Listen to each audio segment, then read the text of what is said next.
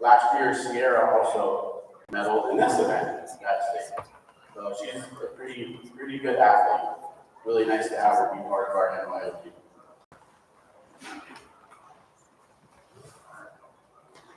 Nice.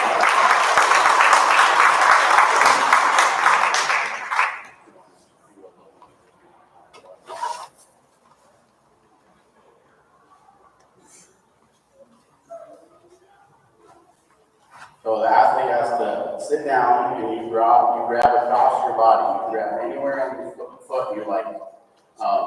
And so the object is obviously you see she's got to kick off with that foot. And so she's got to hit the ball and come back and land on that foot without your bottom or anything touching the ground. So let's look. Yes, like that. So it's a lot of concentration and hard work, especially when the athletes start getting inverted. Like they'll be all the way straight up and down. So it's pretty impressive.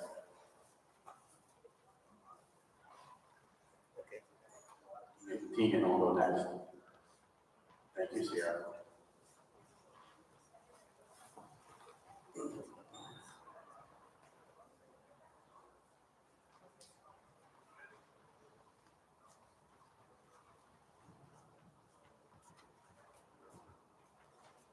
Nice. Good job.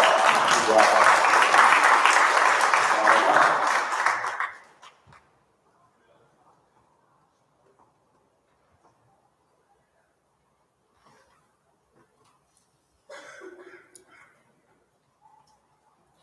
So as you can see, these are very different events and hard to do, hard to balance your whole body on one hand and try to kick something small like that and have good aim.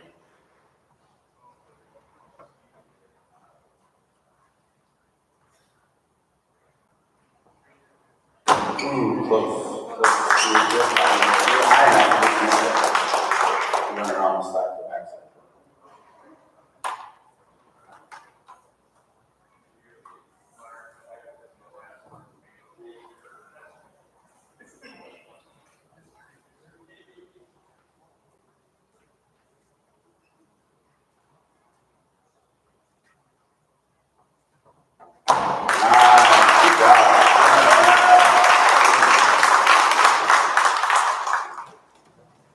The next event we are going to do is the Indian stick bowl.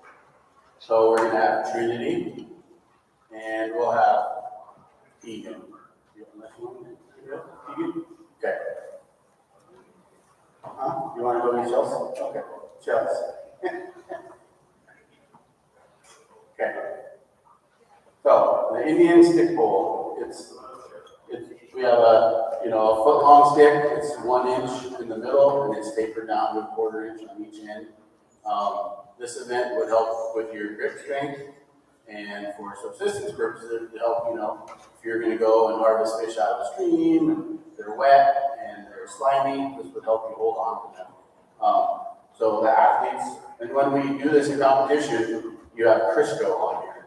So traditionally they would use, whale fat or things like that to make it greasy, but here in competition they use Crisco, and then you get Crisco on your hand as well. So the athlete will stand, shoulder to shoulder, and then official would put this under and say grip, and then you'd step back and they'd say go. And then there's all kinds of things you can do.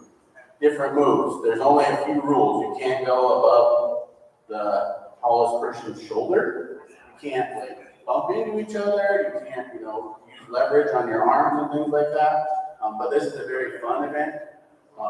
Trinity, 3rd in state competition last year for senior NYO. She's medaled the last 3 years. She's very, very good at it. It's always awesome to be able to watch her. And it's super fun. This is a very unassuming event. So when you go and watch all these kids do this, you couldn't tell who was going to win the stick because there's a lot. It's not like, say, when we do the Eskimo stick bowl here after this, usually the biggest kid in the room is going to win. You can see that they're just going to pull the other kids away. This is a very unassuming event, and I really, really enjoy it because of that. Most of the times you'll see this stick fly halfway across here and there. There's crystal all over the place, but it's really fun. So thank you very much. The next event we are going to do is the Eskimo stick pull.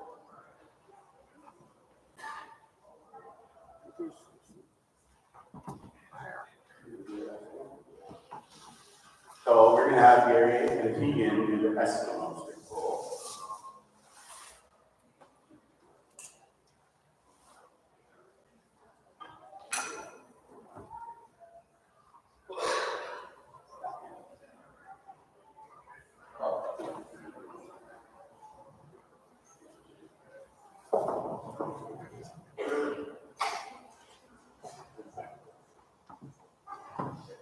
So the Eskimo stick pull is an event that would show you the technique and give you the power and everything like that to lift your catch up onto the ice, right? So usually you would be out hunting seal when they're whole, and you would be, waiting for them. And then obviously once they, you're at their breather hole and they come up and you're able to harpoon them. So then you're able to wrap your line around the harpoon, and this would give you proper technique to pull the seal up onto the ice. So they're sitting feet to feet. So basically their feet would be the edge of your ice hole, right? And then they're the inside grip and the outside grip to this. And what you want to make sure is that you have good posture, good back posture. Usually looking up is how I always teach my kids. And then you want to give all of your muscle. You need to use your back, your legs, your arms, everything. All your momentum needs to go back, because that's, you have a couple 100-pound seal and you're trying to get up onto the ice. You got to give it your all. So, you ready? Pull. Nice, good job. And then in competition, they would switch grips.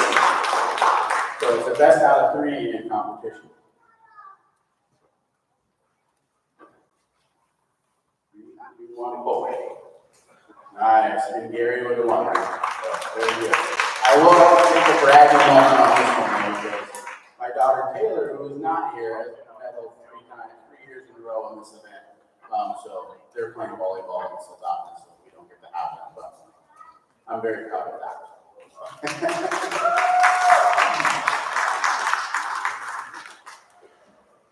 Our next event we are going to do is the, anybody want to do one hand reach?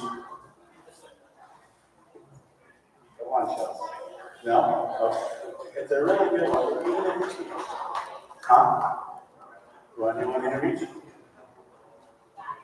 One hand reach is super hard. Super hard. Anybody want to try one hand reach?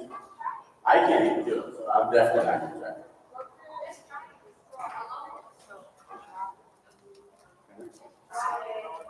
Go on. Gunner's going to try the one hand reach for us. So, the one hand reach is very, very hard event. You have to prop yourself up on one hand, and your whole body that's the only thing that is able to touch. And then with your other hand, you're controlling your balance, and then you got to reach up and touch the ball back down and maintain your balance without anything else touching the ground. So it's a very, very hard event.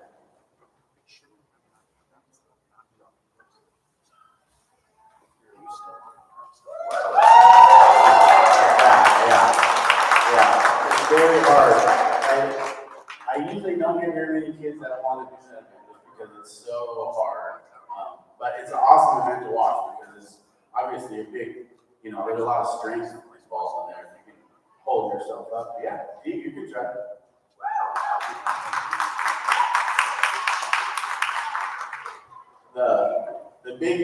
The big secret to this is try to keeping your back arched and your shoulders as high as possible. You can see how these kids are trying to really counteract their weight by bringing their head down. You really want to be able to keep it up higher, because the higher you have your shoulder, the higher you can reach.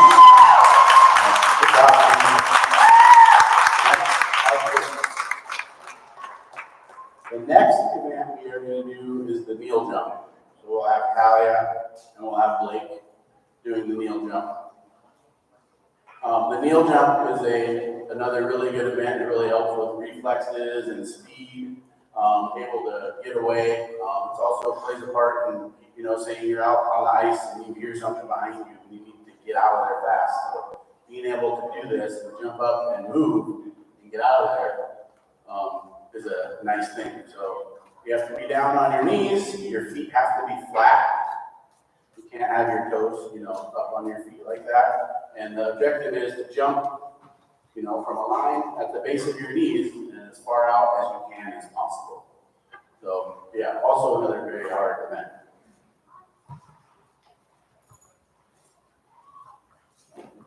Nice, good job.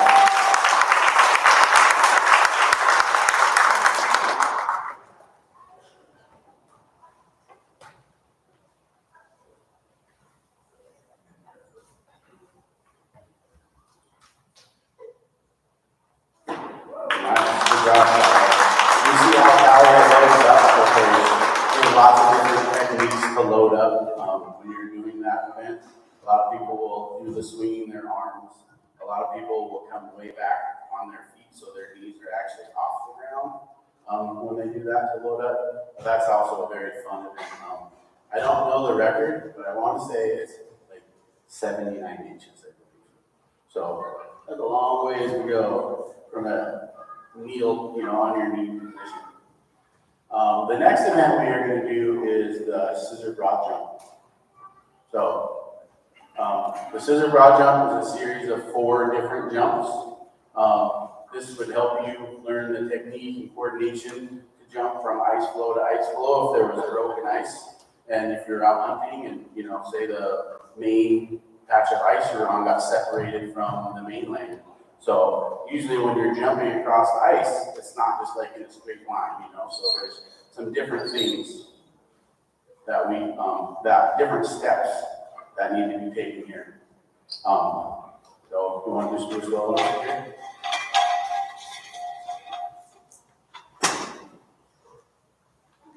You have to jump off of both feet at the same time.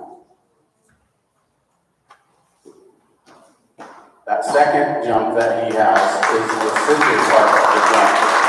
It's a very important part of it. If you don't get that right, the jump is not right. And if you jump like this, it's not right. You have to jump off of both feet at the same time.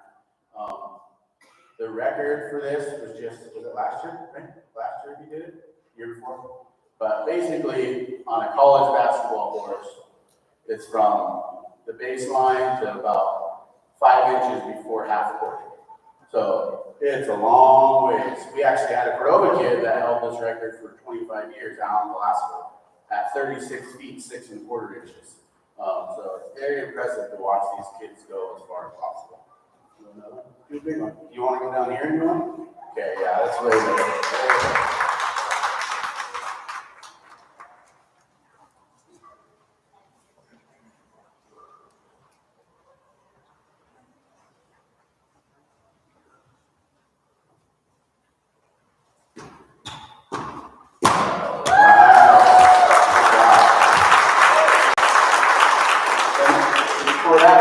You got to stomp that landing, like you can't move. You have to stay stationary. Thank you, Gary. We're gonna have Sierra do it next. These are really fun events to watch in competition. It's really cool to see the kids go so far.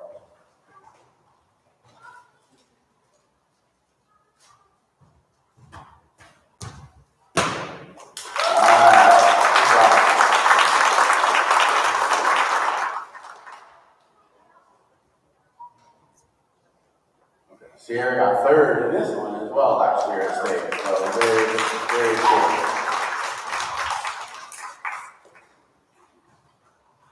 Wrist carry? Wrist carry. Who wants to carry sticks? Gary and Blake? Gary and Keegan? You want to carry? You want to carry? Who's the same height? How about Blake and Gary both carry? We'll have you do it. We're going to have you do it down here. Can everybody see if we do it down here, or is it better if we do it up here? Huh? If we go down the middle? Okay, yeah, we'll go down the middle. So, Gunner would have actually got 3rd at state last year in this event. but he moved his thumb.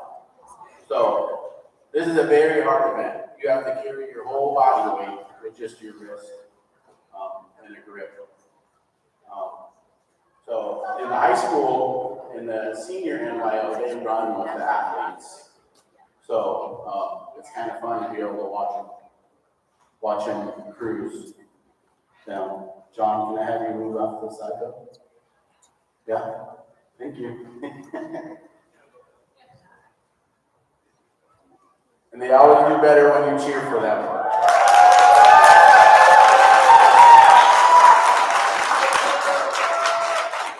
Let go. Keep holding, keep holding. Go around, go around, go around. Go around. Keep going. Yeah, keep holding. Keep holding. Keep going.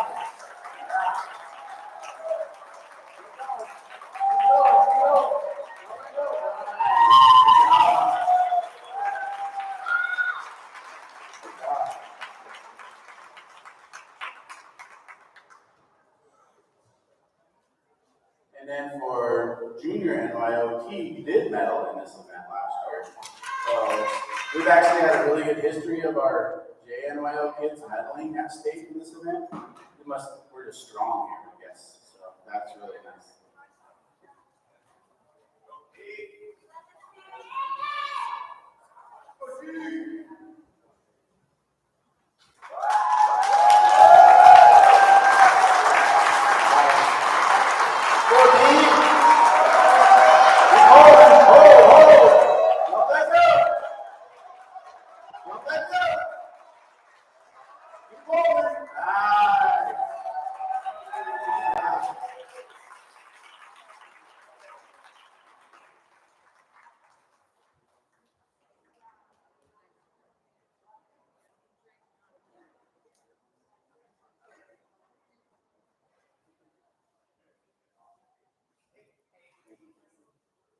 Okay, and we have one last event. We have the seal hop.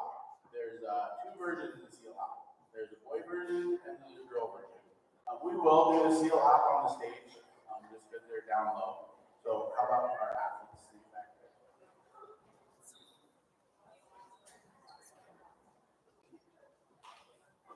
So the seal hop would be used for hunting purposes. So the hunters would be in their traditional hunting clothing, which is seal, right? So they'd be out on the ice, and they would have their harpoon on their back. And so for them to look like a seal, they would hop across the ice and hopefully get close enough to where they're hop, and then they're able to get up and harpoon their seal. So it's a very hard event. The boys do it with like a seal, like a flipper would look. And they do it down really low in a position, push-up position. The girls do it in a more upright position. So Chelsea, we're gonna have Chelsea Palmer demonstrate our girls version of the. You want to turn around? Yeah, I would like you to turn around. So, yeah, this is how they'll start, right? There'll be a line there, and then they'll say up, and then they'll say go. You have to be really rigid in this. You can't look like a slinky and be up and down. Your body needs to be at a pretty good level. And then, then once you get to the other end of the court, you turn around. So there isn't very many people that can go down and turn around, I can tell you that. There's a handful every year.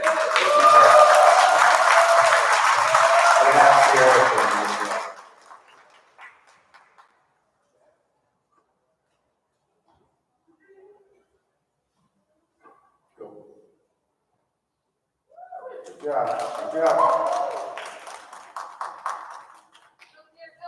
Nice. Keep going.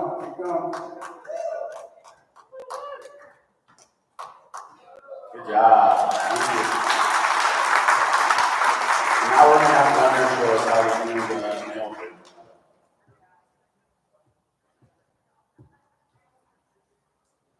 He likes to try to act like he's embarrassed, but he likes it. Are you ready? Go. See, doesn't he look like a little seal? Nice. Turn. When you turn around, you can't pause at all. Like if you stop for a second, they'll stop you right there. So, yeah. So, that's all the time that we have today. Thank you guys for coming and watching our annual demonstrations. Can I get a big round of applause for happy?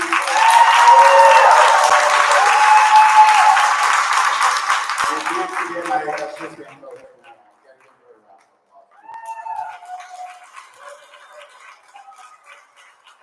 so thank you guys very much. I hope you guys enjoy the rest of the day today.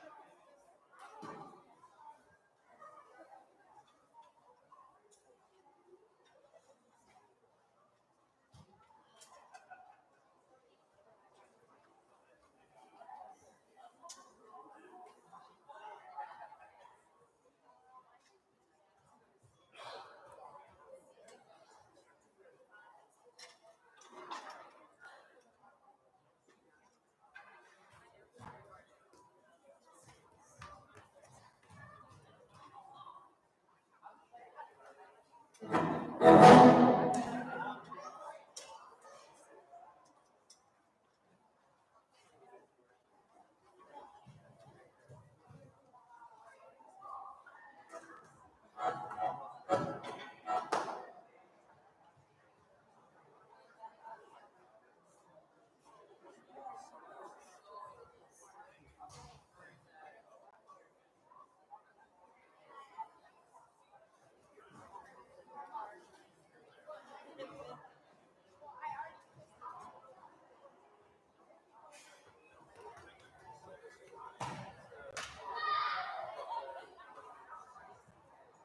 Okay, we're going to turn our attention to the back of the gym.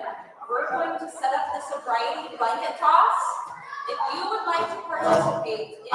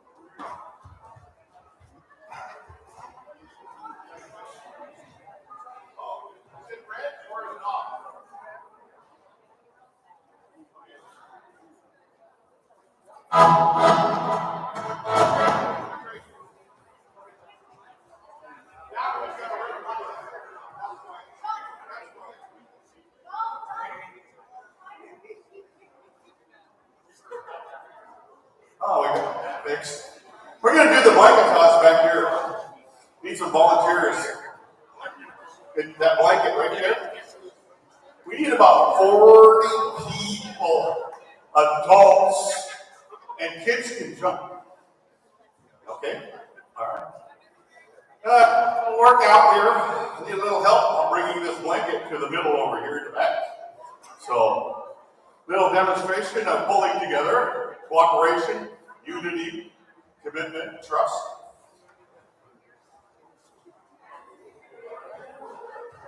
Now, kids need to be standing away. All right. So, right under the light here, probably be fine. I facilitate this particular event at the World Eskimo Indian Olympics every summer.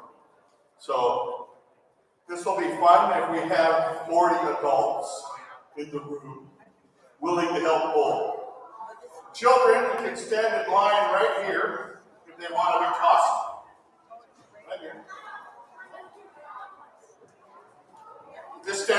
stand around the blanket. We're not going to lift it up yet.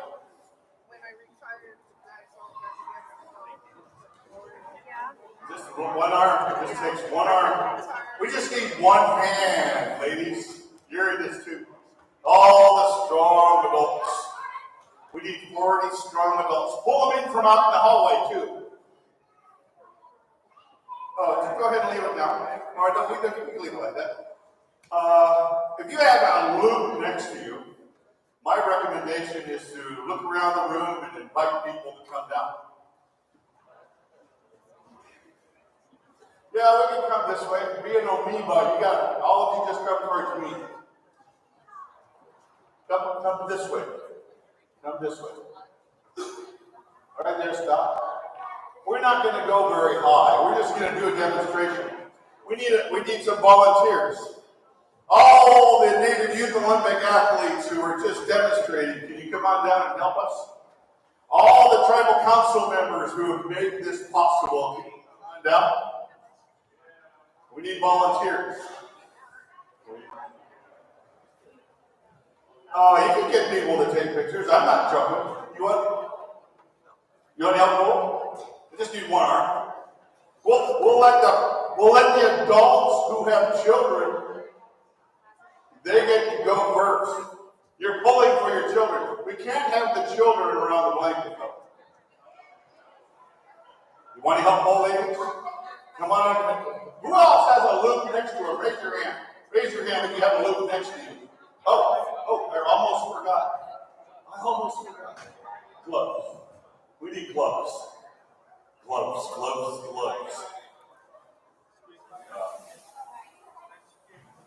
If you have a loop next to you, raise your hand. Keep your hands raised. That's how many more people we need before we get started. Little help.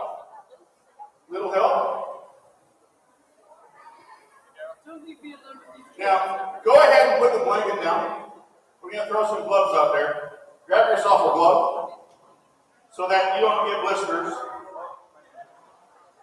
Go ahead, you can stand on the blanket. It stood on before. We need at least 7 more people. Teenagers, 18 and over, adults. If you're 100 pounds or more, you can help pull on the blanket. All right. All right. Everybody got a glove? All you really need is one.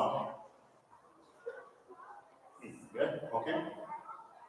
All right, so what I want you to do, I want you to make eye contact with at least 2 or 3 people straight across from you. Straight across from you. The reason I ask you that, just lean back. Everybody just lean back. We're going to play sort of a game, almost called tug of war, but you're not going to try and win. All you're really doing is pulling with each other straight across from one another. The people on either side of you are going to synchronize their effort with those on the other side as well. A physics lesson here. I tell this to all the tourists. You know, if one side of the blanket is not pulling hard enough, the person being tossed goes in the direction of the weak side.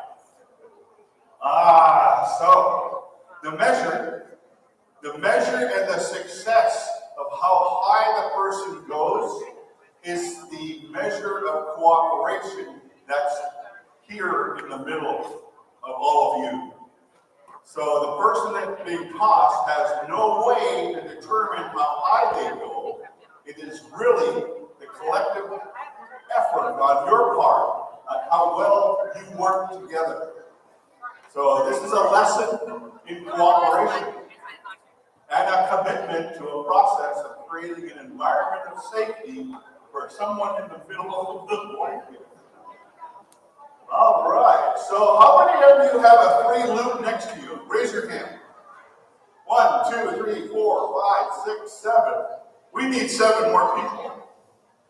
Little help. Anybody else want to help? The sooner that we get some folks, the easier it'll be. Yeah, if you identify anybody, we just need, keep your hands up. Keep your hands up. Oh, there's a spot right here. There's a, need one, two over here. We got one. We need one more over here. Just one. Okay. All right.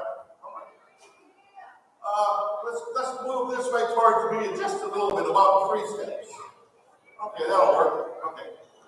So remember,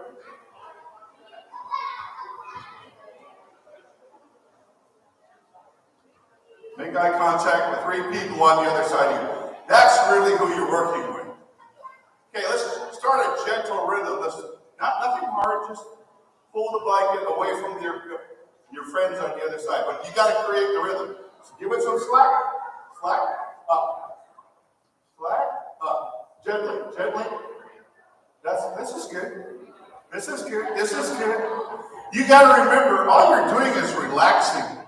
You're not pulling real hard. You'll be amazed. This is called fanning yourself off. Anybody wearing contacts? Close your eyes. Okay. All right, so you ready? We're going to look for a volunteer. You ready? Okay, hold on, folks. Hey.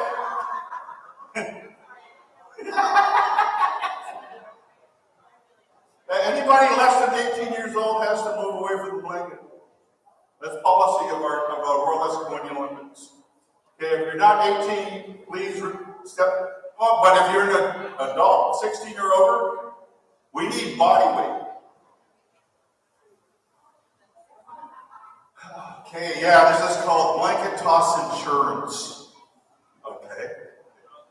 Oh, they're ready to go, huh? We need a volunteer who's ready to jump on a blanket. Who? Okay, we need somebody. Can somebody monitor the kids right here for the line? Okay. All right, so I'm going to walk over here. I'm going to move over. I'll grab this loop right here.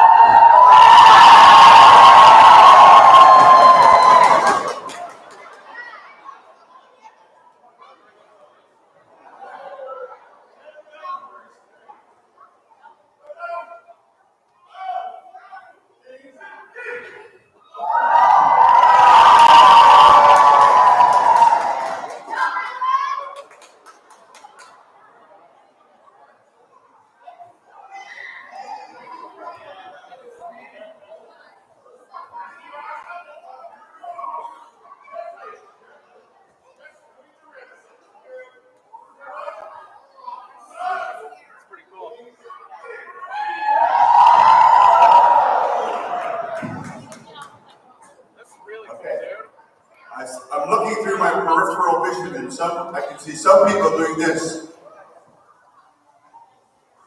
You just want to pull back. Sorry. People sitting on the bike. Things and things.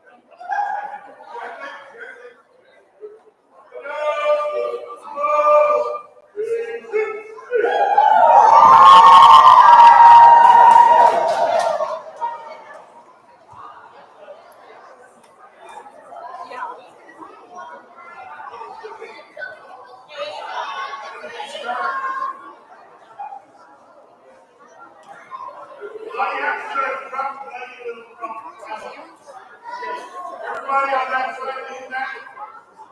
We're just gonna gently. Okay, lean forward a little bit, like the left leg in the middle. Lean forward a little bit. There you go. All right, gently on the first. Softer. Here we go.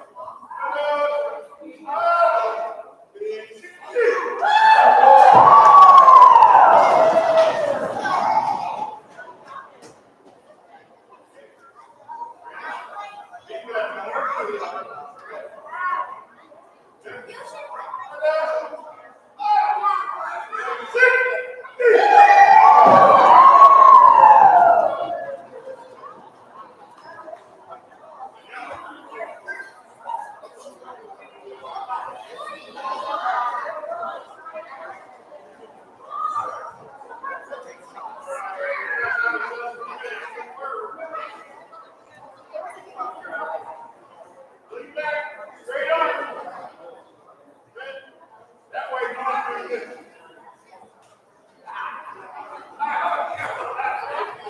Okay, good. Sorry. Don't tease.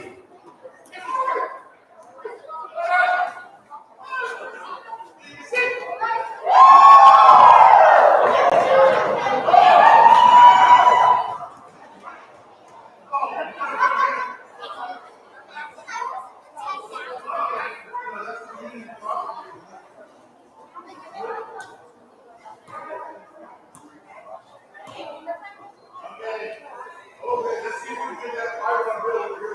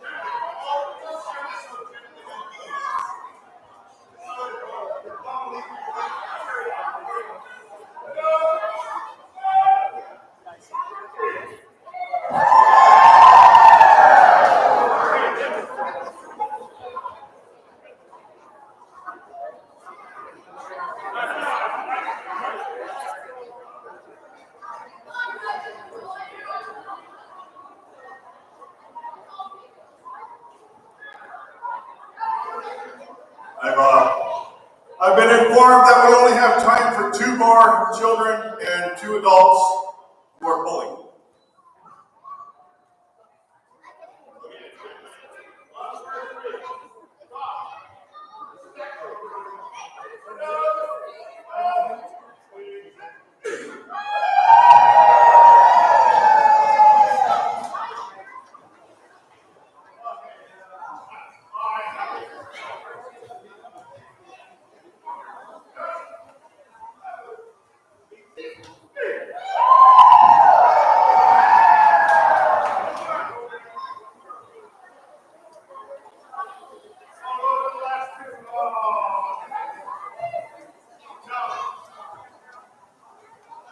So if the adults were pulling, we would let them take cuts. Oh, we're not tossing? We're tossing. We're not letting them go for a ride.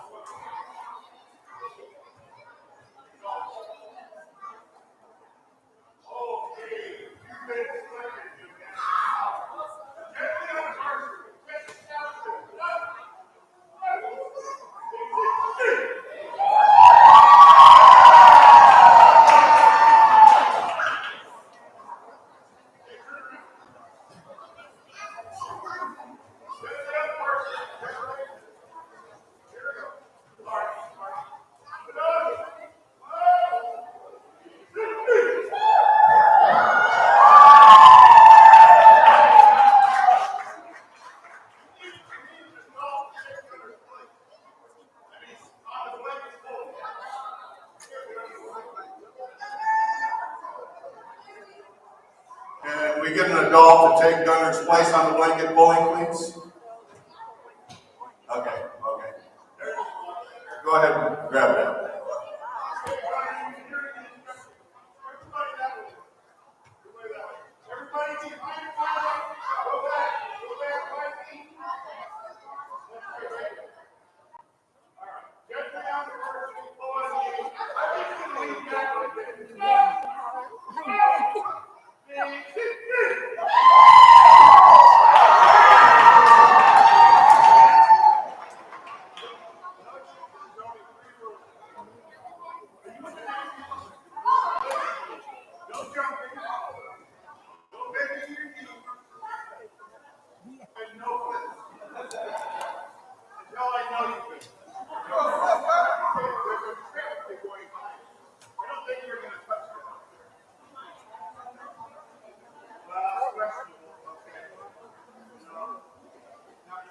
These are all low green horns pulling.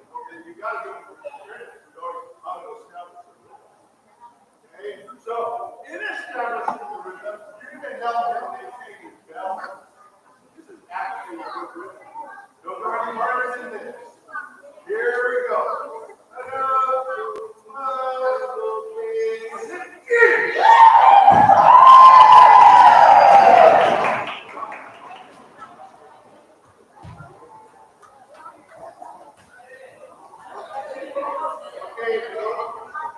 For those who are going to be dancing soon, you need to find replacements. Okay. I think we're at a good place. We're at a good place. Heather, do you want to try it?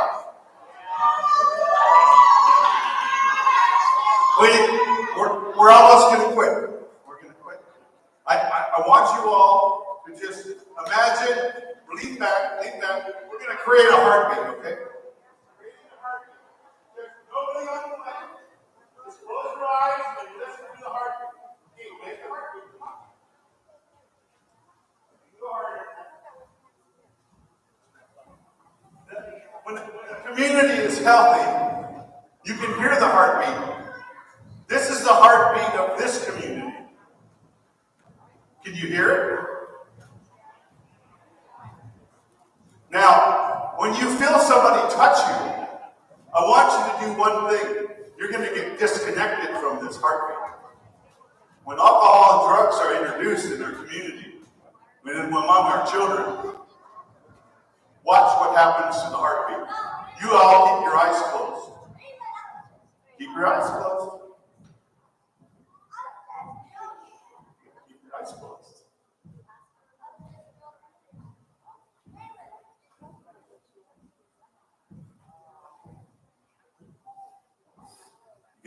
Oh, if you were touched.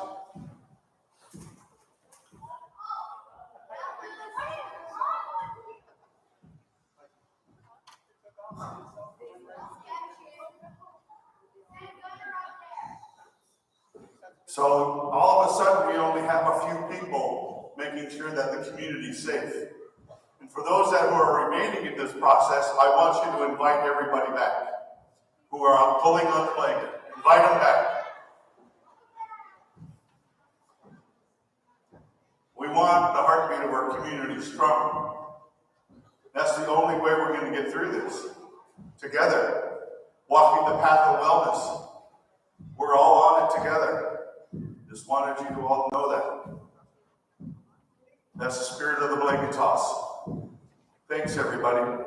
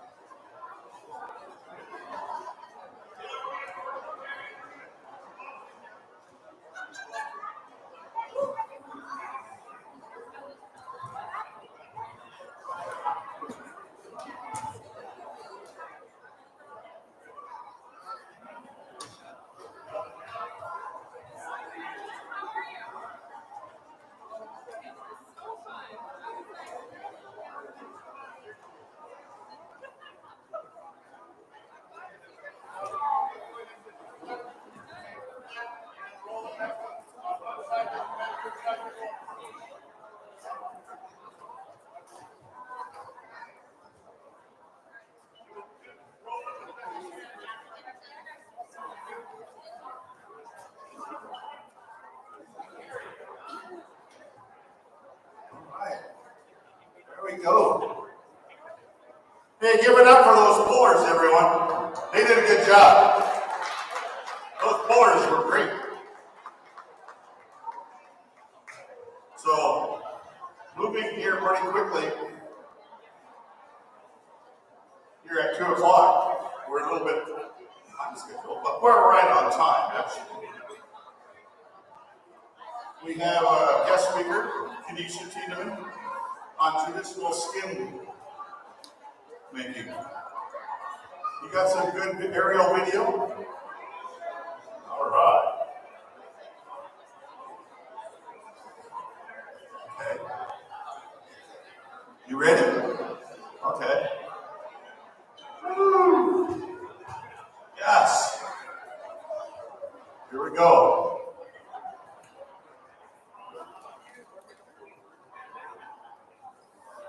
Kenesha Tiedemann, traditional skin making. Marking? Making. Marking. All right.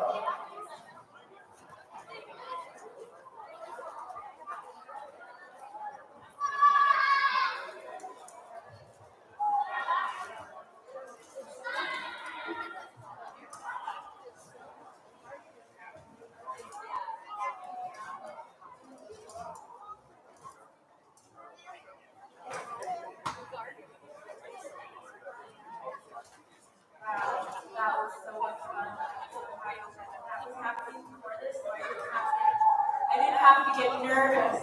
I was so happy that the blanket toss was distracting me, so I didn't have to be nervous for this talk. I just wanted to start by recognizing and honoring our teachers.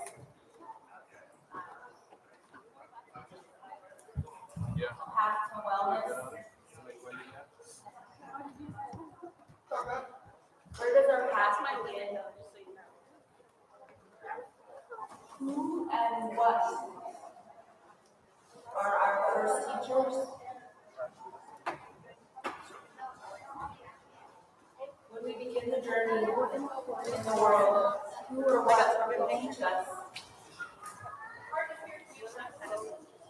Our growth and our development process begins with sound, light, heartbeat, rhythms of breath breathing us into existence. We are in a delta brain wave state, delta for healing and growth. These patterns are biologically imprinted on us. These patterns teach us. We are birthed into the world on these patterns.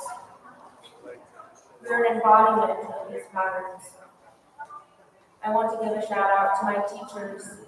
I honor you for sharing your knowledge, respect you for your powerful practices, and I'm so grateful that we have crossed paths. I want to introduce myself. My name is Anisha Tiedemann. I'm daughter of Christine Tiedemann, granddaughter of Nancy Tiedemann. My biological father is Gary Collis, and I am a descendant. My children and I are a descendant of Jenny James and Makari Chinavinsky and Matrona Chinavinsky. I make art with my hands. I'm a birth worker at heart, and I am a practicing cultural practitioner, and I am remembering the ways of ancestral skin markings. I'm also a sister of the Koyana community who gather to share our intention in our personal lives and in the community.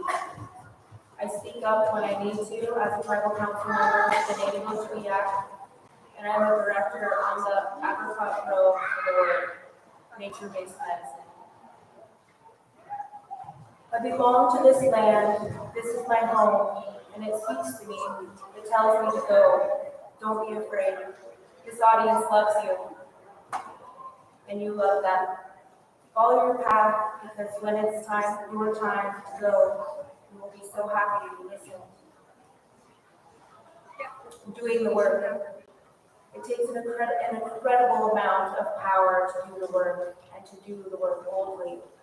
Understanding the fear, moving forward, understanding that I am not alone in generational shame, silence, loss of childhood experiences, and would prefer to disassociate. This is how the markings led me on my path to wellness. I realized at a very young age that the system is not nourishing our people. I had a fear of the system. In my mind, I knew it was not the way our people, our ancestors, healed each other. I birthed my children unassisted at home. I didn't want my birth to be stolen from me. My children taught me how to birth them. I realized that something was missing from this experience, though. Where were the aunties and the grandmas and the sisters? Where are all the wise women? So I started investing in my education, showing up for myself so that I could understand how to show up for others. Everyone rests their head upon the cervix. The Eyak Cultural Center wrote a grant for Holly Nordlund to come to our town and teach us the markings of our ancestors. I applied for the shadowing offering written in the grant. I immediately understood she was not accepting apprenticeships. After I did my due diligence to show up and do the work, that very same weekend she accepted me and invited me to her hometown in Kotzebue.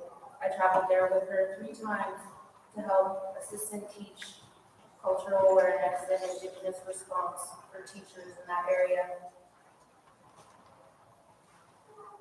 As I began to articulate and reflect on these practices, I now know that this is a lifelong journey, and these markings are for women and men as we mature forward for healing. Holly, in her teachings, she said, this is a spiritual practice, and the needling or tattooing brings white blood cells to the area of pain.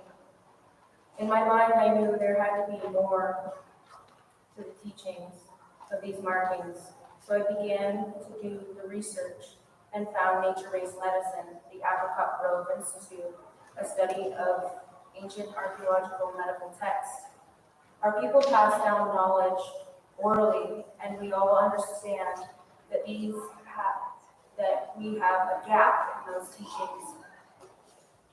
Would our ancestors know the river? Could our ancestors have known the rivers of the body? And their treatment was archaeological restoration. How do we navigate the right relationship to self and the land, our people, and our ancestors? What are markings? What narrative do they speak visually? When they come to you in your dreams, why do you sign up for these markings? Maybe you don't know why, but maybe there is more learning and teaching that comes after. Maybe it is an agreement with yourself, future self, ancestors, or maybe your grandma or grandpa. It's a process of interpretations, dimensional levels of thinking, different layers, generational and spiritual, layers of consciousness, levels of consciousness, stories, a tissue narrative, lines and dots, symbols, patterns from nature like light rays, sounds, plants, and animal forms, the way we breathe. From our stories, they tell us stories. They are personal in honoring ourselves and our ancestors. We are still here. They're maturational medicine, passing a threshold of transformation, like night into day. They can represent pain and pleasure as we grow, an opening, a pivoting, and a closing for healing. One chapter to the other, a release of old patterns and a rebirth, realizing that nature moves in these ways year after year, life and death, recognizing our journey and where we are on our path. They're reminders to keep us on our path, to remember where we come from, and to remind us where we're going. My marking on my lip represents my inner compass, to follow my path and to speak my truth. I want to bring to your attention and recognize that we have a collective, and we're discovering and exploring an ancestral model of care for Indigenous ways of knowing and being and doing. We are still here. I encourage you to explore cultural humility.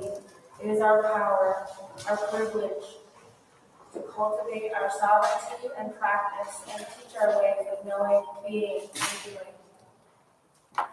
And I know that it doesn't have to come with a piece of paper, and know that it doesn't have to come with a piece of paper that says you are something. You are something, an expert at your own experience.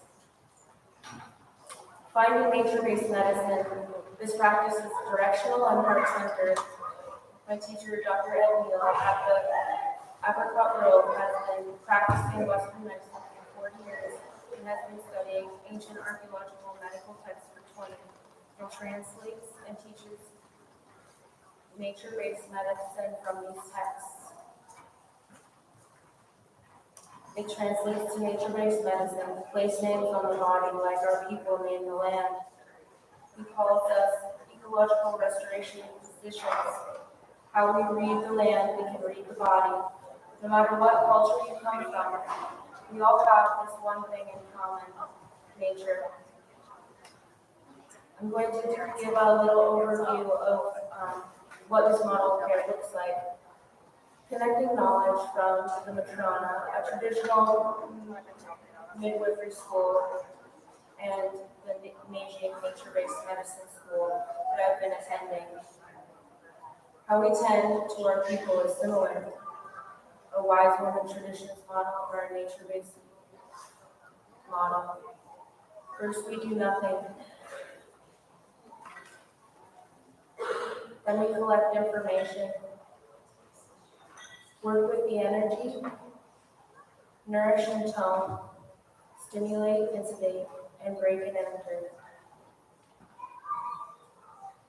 And for the future sharing resources, I would like to see us as a tribe build a bridge between the medical model of care and the ancestral model of care, for us to create a tribal code, tribal healing codes, so we can exercise, practice, and teach our sovereignty, and teach with sovereignty. Teach indigenous ways of knowing and being and doing for our children, the land, and our people, and to have excitement around diversity. Build a model around non-clinical and clinical practices, to have the ability to meet people where they are met, or where they need to be met, and to carry on with cultural humility for our path to wellness. Thank you, Koyana.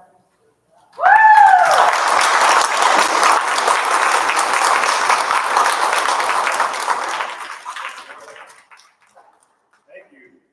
On behalf of the Native Village of Eyak, we'd like to provide you a small token of appreciation for the wonderful work you've done. Thank you.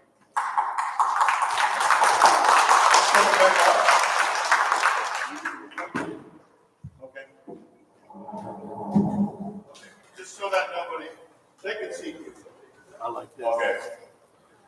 All right, so we do have another guest speaker that's going to provide us some information on vaping awareness. Dr. Ben Head, would you please come forward? Give him a warm welcome.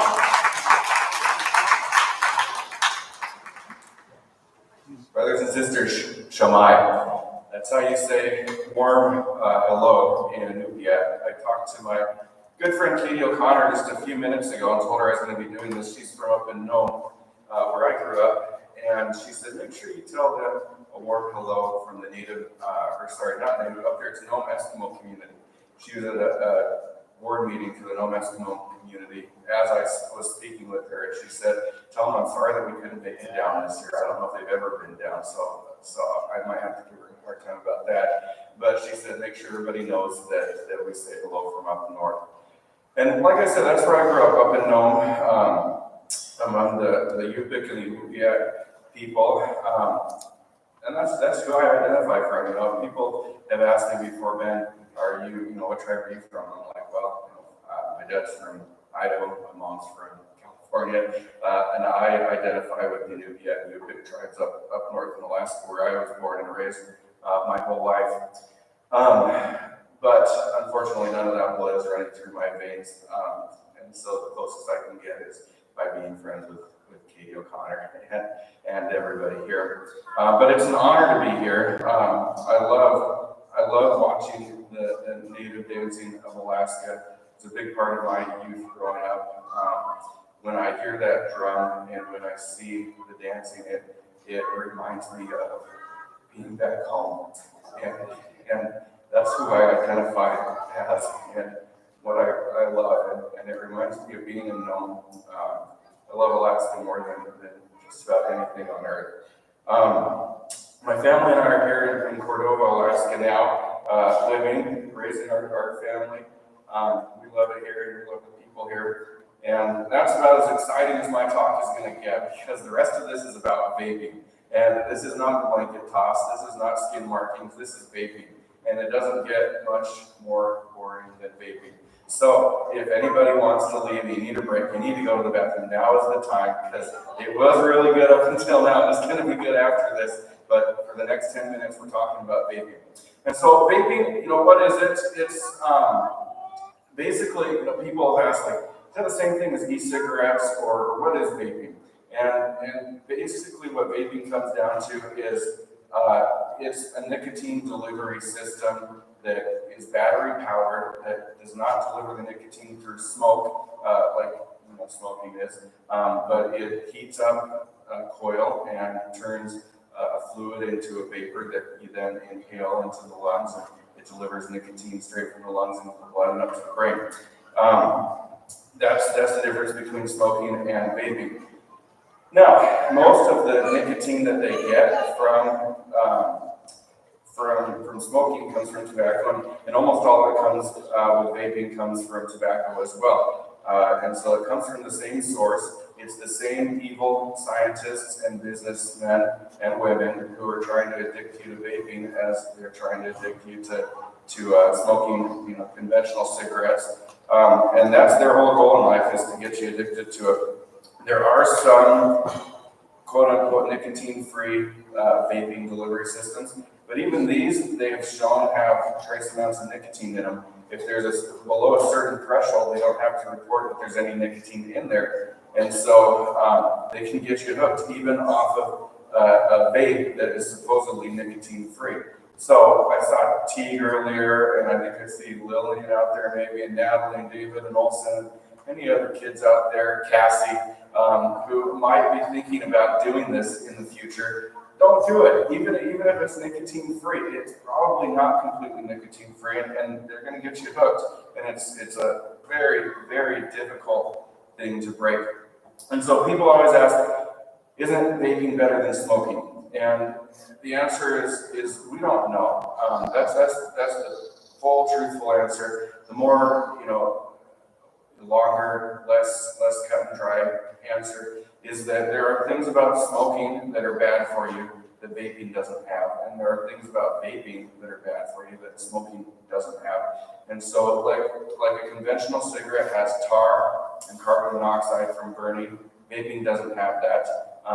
But there are things about vaping, the way that they get the nicotine from the tobacco plant, or the way that they manufacture the nicotine just from scratch in a lab, has a whole bunch of byproducts. Byproducts that are found in car exhaust, byproducts that they use for herbicides to kill plants. You're ingesting that stuff into your body. All sorts of formaldehyde, acetaldehyde, propylene glycol, diethylene glycol, a bunch of heavy metals. And so, there are people out there who say, well, vaping, it's just pure nicotine, and so I'm not going to smoke anymore because that's bad for you. I just need my nicotine, and so I'm going to get it this way because it's more pure. That's true. There are some things about the vape juice that is healthier for you because it doesn't have that tar, it doesn't have the smoke. But there's a lot of other things, like I said, that are probably just as bad for you or even worse. And so the bottom line is we don't know. And so people say, well, if I'm trying to quit smoking, should I start vaping? And like I said, we don't know. It's probably not, at this point, we just don't know. It's probably not any healthier for you than smoking. It's just you're picking your poison. It's like asking, is it better to cut yourself with a saw or with a knife? Like they're going to feel a little bit different. They're not the same thing, but they both hurt you, and so just don't do it. That's the bottom line there. Some stats, and I'll end, I think, a little bit early, and then if people have questions, we can do that. But I don't want to bore anybody any longer than you want to be bored. But about 8% of children in high school right now are vaping. That's down. Luckily, it's down. As more educational programs have come out, kids are realizing this is not as healthy or as harm-free as they once thought it was. And so that is down over the last 10 years. But still, 10%, 8% of our kids are vaping, and it's not a good thing. That's in high school. 3.5% of them, 3.5% of middle schoolers are vaping. 56%, so about half get it from their parents, or at least say social avenues. And so most of us are guessing that's coming from the parents, and then half of them get it online. And like I said, it's just as damaging to you as smoking, most likely, but it's not quite as regulated. And so to buy a pack of cigarettes, if you look like you're anywhere close to under 21, you have to show your ID. And online, I don't know if you can get cigarettes online or not, but I went online and I got right to the checkout cart for buying vape products, and all I had to do was put in my name, my address, and my birthday, and click submit, and it was like, you are verified, you're at least 21 years old. And so anybody, any child, anyone who can get online and put in someone's real name, and basically like knowing their grandma's birthday and where their grandma lives, they would be able to order this nicotine vape online. I thought that was interesting. And then I asked some youth over the past couple of weeks, where does this come from and where do you hear about it? It's supposed to be illegal to market these things to youth. I've never seen a commercial for vaping, so I thought, how are they doing this? And they all said it's on your phone. It's through those TikTok reels and Facebook reels that you can flip through that, for whatever reason, don't ever come up on my phone. But they say it's all over vaping, and the glamorization of vaping is all over your phone. And so another one of my little sticks that I like to get up on is getting rid of phones. Just take your high schooler's phone away from them, throw it away. They'll withdraw, they'll weep, they'll wail, they'll gnash their teeth, they'll make it, they'll survive. But get rid of those phones. That's a whole other talk. But that's how they're getting to our kids is through their phones right now. So limiting or decreasing the use of that would help. Like I said, there's lots and lots of information. I could go on for probably a couple of hours about everything that I've learned over the past couple of weeks reading about this, but I won't. I just want to thank everybody for inviting me here, letting me speak with you about this. And does anybody have any burning questions before I get down and you guys get back to the important people and the important things? No? All right, well, thank you. Oh, sorry. Teal. I think a couple of years ago when Brian did this talk, he showed pictures of like the Vegas actually looked like. It looked like the USB drives, like they don't look like, and they just don't look like kids are able to hide it. Yeah, I don't have as cool of visuals as Ryan did, it doesn't sound like. But one thing I was really kind of impressed by is these look cool. Like the vaping devices, they look fun. They look appealing. They're not like a cigarette. We all see a cigarette now. I'll bet even smokers look at it and just hate the way that looks. But these vaping products, they look really cool, and I'm sure they taste good. I've heard they taste good. They smell good, and so a lot of that stigma with smoking isn't there. It's scary how well they're being marketed to us and to our youth. Yeah. Cassie.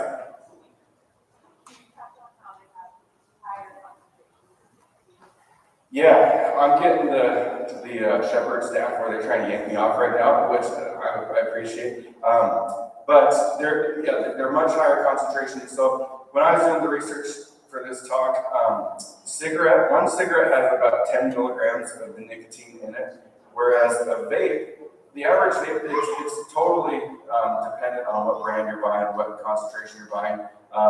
But it can be a whole heck of a lot more, and so that's why it's so easy to switch from smoking to vaping is you're not really doing yourself a favor. You're probably just getting a lot more nicotine because you light that cigarette and most people, 90% of that cigarette's life is spent outside your mouth. But the vape, the only time you're using any nicotine's going out of that thing is when you're breathing it in. So out of that cigarette, you're only getting about 10% of the nicotine from the cigarette. But when you're vaping, every milligram that is packaged in that device, you're bringing right into your body. So, yeah. Thank you, guys. Have a great day. On behalf of the native village of Eyak, we'd like to give you a small token of our appreciation for your presentation.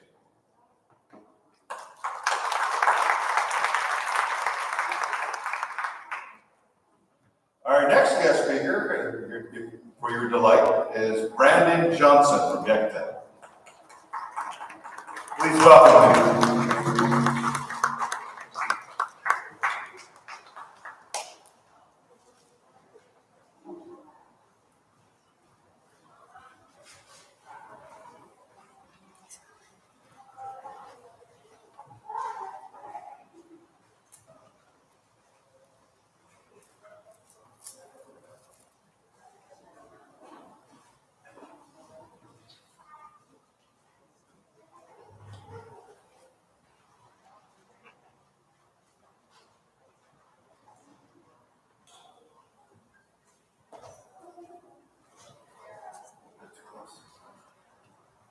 Just try to figure out my range here.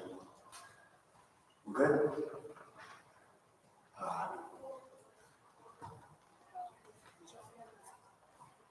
Welcome. Let's start off with that.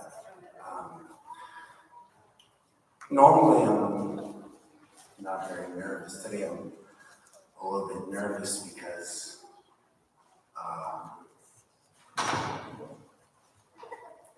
it's not very often I find myself like wondering what my purpose is. The moment I had kids, I knew my purpose was to take creator, he puts you through tests. And I've made some bad choices. You know, I've lived a life where I indulged in drugs and alcohol. And I chose myself. I chose myself over community. I chose myself over family. And I got in trouble. I got a record. And then I went into the system. And through that system, you start to find out, you know, how society looks at you. Whether you have brown skin, whether you have white skin, having a felony it's like a scarlet letter. It follows you. It follows you when you fill out rental applications. It follows you job applications. On top of that, you know, when you go to family court, it follows you there too. And I'm in it. A lot of the times when you get up here, you see someone who's polished. They're gonna tell you a story that is at the end and they're inspired. I'm here, I want to inspire you, I really do. But I'm broken. But I also want to tell you, I want to show you what it's like. I haven't seen my kids in 3 years. I talk to them twice a week, but I haven't given my kids a hug in 3 years. And I don't know, I grew up at Sobriety Celebration. I watched those numbers when they're in the teens. This isn't my first time being a guest speaker at Sobriety Celebration. I was up here with my son. A son that I don't get to hug, and I haven't hugged in 3 years. But I stay sober for him. I've been sober for 10 years for him. I don't mind crying. It doesn't bother me crying. It doesn't hurt me. I don't feel ashamed. Not one bit. I don't feel demasculated. I've been around the strongest men. I'm not worried about my manhood. Take a look at these tears. They're real tears. I miss my son. I'm gonna get him. I'm gonna get him. I'm gonna do it sober. Go ahead, follow me. This is what it's like to be in the trenches. Never giving up. Never giving up. Being up here is not always a polished story. It's not always rainbows and unicorns. This is who I am.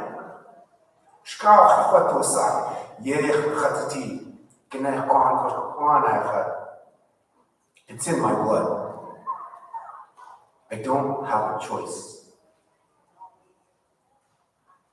A lot of the times I just want to sit in my room, isolate myself. That's what trauma does. That's what alcohol does. That's what addiction does. We don't have a choice. Part of me doesn't want to be here. Part of me doesn't want to get up here. But then the other part, it does. The other part knows that I have a story to tell. What better way to show? Why tell stories when I can show you? I'll show you what it's like. I'll show you what the pain is like. I'll show you it's hard as hell. But we get up in the morning, we put one foot in front of the other, and we say, you know what? I didn't get to see my son today. Might not get to see him tomorrow. But you know what? I'm going to worry about my health. I'm going to stay sober. I'm going to work on myself. And when that day comes, I can tell him I didn't give up. I can tell him that, you know what, son? I helped build sewers in Yakutat. I helped put up telephone poles. I tell him all the things that I did that he missed out on. There's a lot of people that give you a lot of statistics today. We need statistics. We need those numbers. We need all of it. It takes a community. It does. It takes all walks of life. It takes the ones that you least expect. I've always been good at speaking. It all started at potlatches in Yakutat. I remember talking with my buddy Joe Valley. It'd be like, and all it was, you're gonna get up and say thank you. You're gonna get up and say thank you at the end of every potlatch, out of every payoff party. Gotta be specific because at the 40 days, a very morning filled potlatch, you don't get the opportunity that you would at a year party. So gotta be specific. It's at a year party when you get a chance to say thank you. And that's where I got to learn how to public speak. That's where I got my courage. This is my platform. I've been here. I've done this at college. I've done this in Yakutat. I've got to do this in front of legislation. I did this on TV, KTOO. I was part of the Flying University Felons at college. We raised money. They tried to charge us for copying at college, 10 cents a paper. So the felons on campus, we did bake sale. We raised $500. Put it all into dimes. Set it next to the machine. Lasted all semester. I've been all walks of life. I just want to thank Heather for giving me this opportunity to get up here and talk and tell my story. Because, like I said, when you get up here, a lot of the times, it's a polished story. And I've always wanted to, there should be an apprentice for everything. Heather should be looking in to the next generation. She should have a wingman. I need to be looking in to a wingman for, the dance group. Everyone should be looking into the next generation. A lot of times we get stuck. Too many chiefs, not enough Indians is what they call it. You always gotta have that next man up.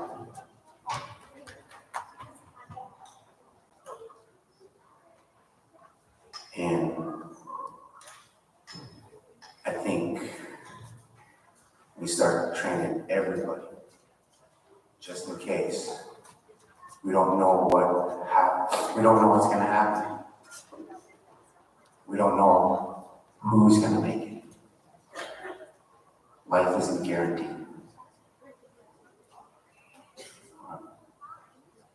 So that's my time. Thank you for hearing my story. I appreciate you.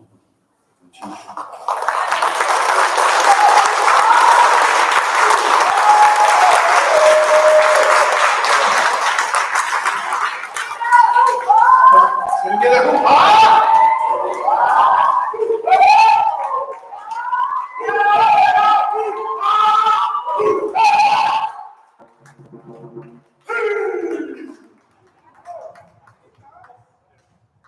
You know, what he's saying is to feel is to heal.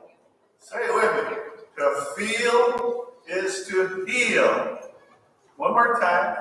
To feel is to heal. When we stop feeling, that's when we stop healing. That's why we went to alcohol. That's why we went to drugs. You gotta feel to heal. And I wanna honor you with the polar bear walk. The polar bear is pure white, or at least represents purity. I know this song. I know it's a little late, but I'm gonna sing it for him. Okay?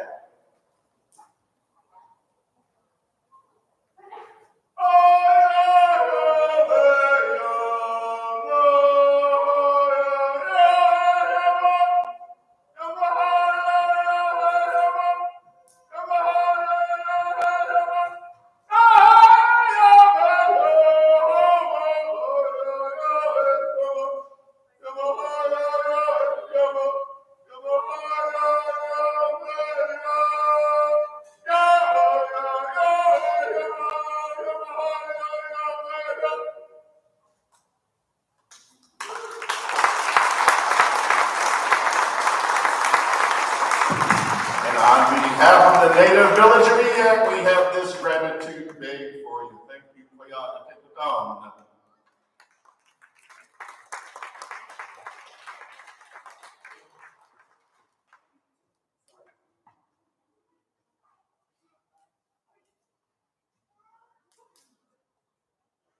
And for your enjoyment, the Olympic dancers are here. Give them a round of welcome. Your Titlet when you're ready.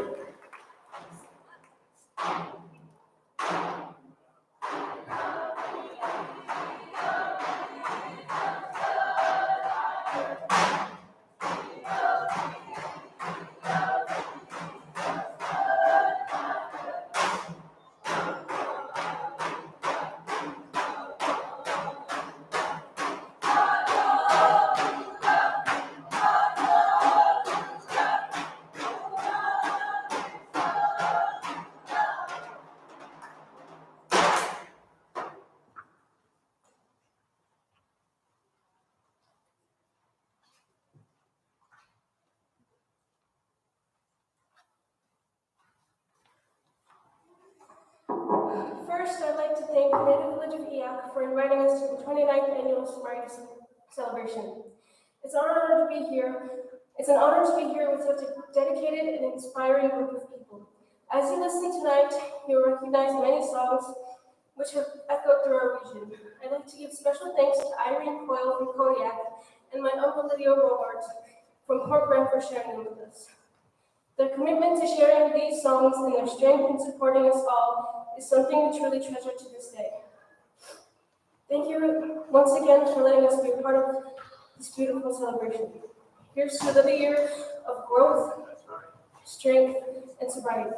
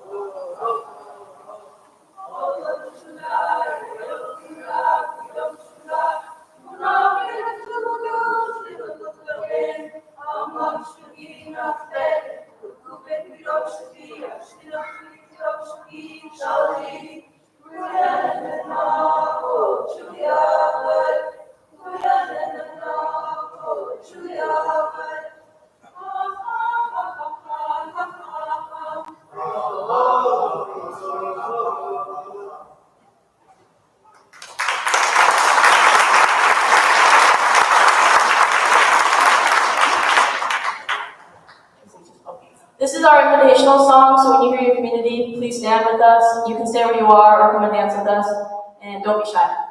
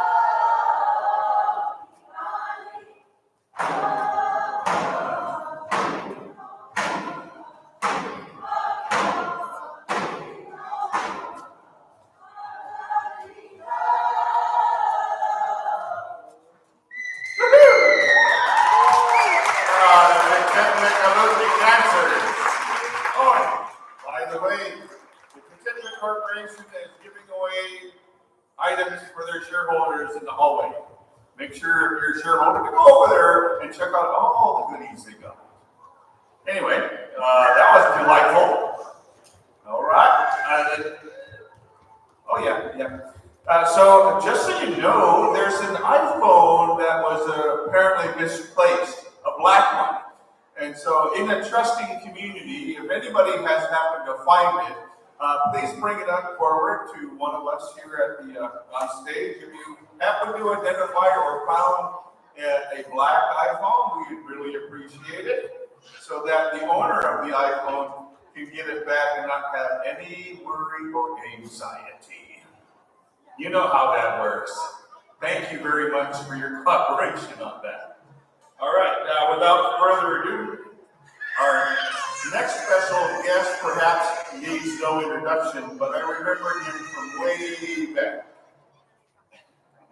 He's not that old, he's a young man. So without further ado, please welcome Wilson Justin.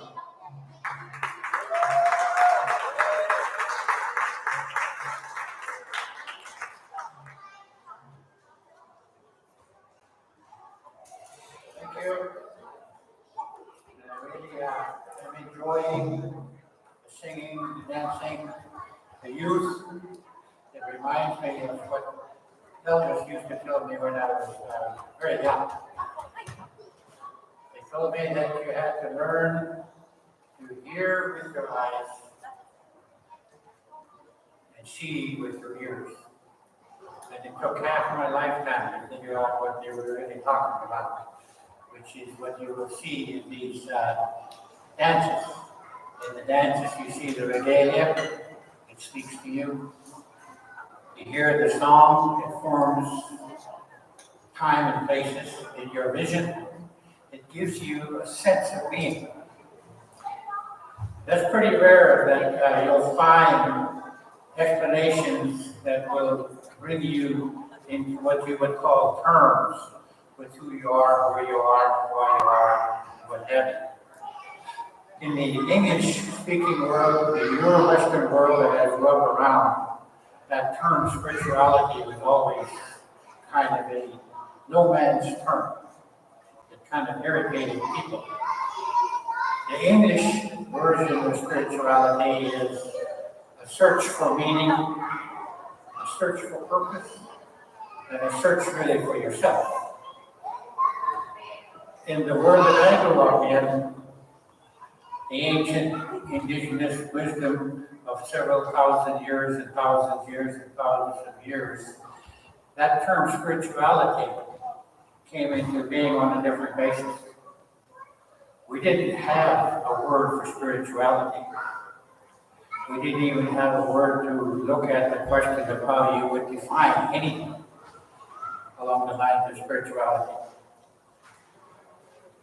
But we had stories and stories and stories and stories that spoke spirituality in not only an everyday sense, but also in terms of times past. One of the first lessons I learned as a youngster, before I even knew what English was, never even heard of English until I was about 8 years old or 7 years old. One of the things I learned was that we came into being when time was not time. We came into being as a gift. We didn't have a purpose. We didn't need a purpose. We didn't need an identification. We didn't need to know who we are. We were already given the gift of life, which was about us adhering to duty, responsibility. And then the next question is responsibility to who? And by the time I was 8 years of age, I heard in our language, to the generations that are coming behind, the ones you will never meet, the ones you will never see. You owe them songs, story, dances, joy, peace.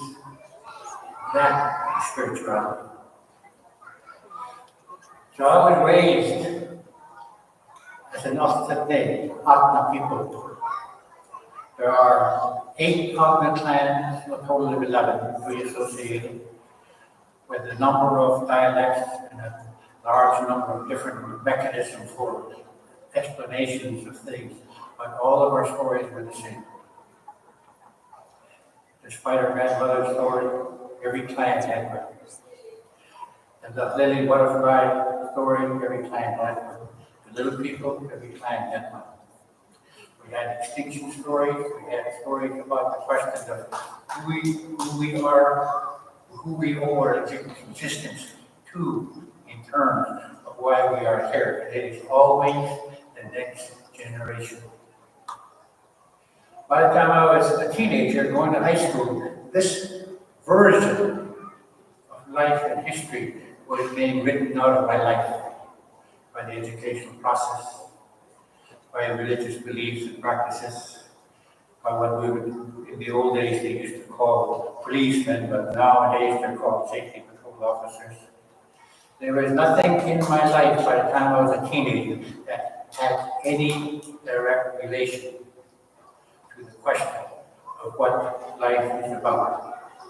So it's no real mystery as to why alcohol began to take a large portion of my life. I was 33 when I walked away from alcohol, and it took another 10 years for me to come to grips with the fact that that yearning and that what I would call reliance on that addiction will be a part of my life forever. And that's when I began to think about spirituality in the sense of not only my clan, but the way my elders taught me. See with your ears, hear with your eyes, and with a dramatic change.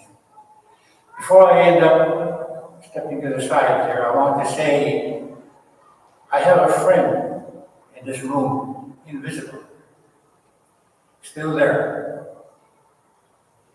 His name is Bob Hemage.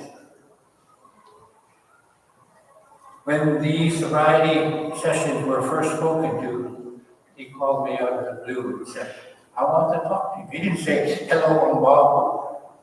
He said, is this Wilson Dustin? I said, yes. He said, I want to talk to you about sobriety conferences and celebrations. Okay. And he spoke about his idea and vision about how to connect with people on a community basis and a generational basis, young and old. So for about a year after that, we talked, and I didn't get to hear from him very often until the first celebration, which I missed. I did come to the second sobriety celebration. So I want to end my remarks here with this simple issue. We are all one here, this day, this time, this place. One in terms of being, one in terms of not only who we are, but knowing who we are, and one on the basis that we are connected to our next generation. Bob's been gone for several years, and I still feel connected to what he was thinking about, what he was talking about, what he wanted to do, and what he wanted to see. And I'm like that with my elders back home. Not very many are left. Most of them are gone. My teachers were gone by the time I was 50. But when I walk out in a place like this in Columbia, I still feel like they're walking with me. And I want to thank all of the youth that dance and all of you that are here.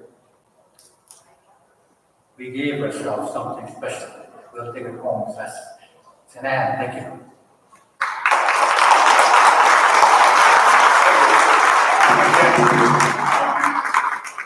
On behalf of the native village of Eyak, please accept our gratitude. Sanan, I dance for you, but I'm tired. How about a warm welcome for our next guest speaker? You know him, Mike Weber.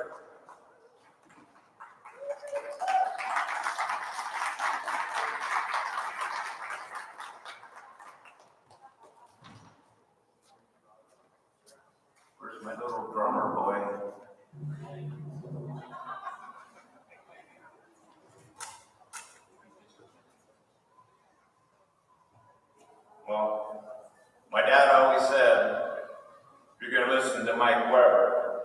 very comfortable.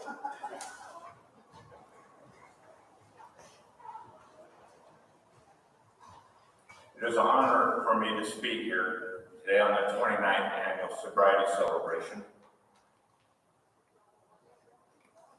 I will tell you a story that is historical, chilling, mystical, genuine, progressive, and gratifying.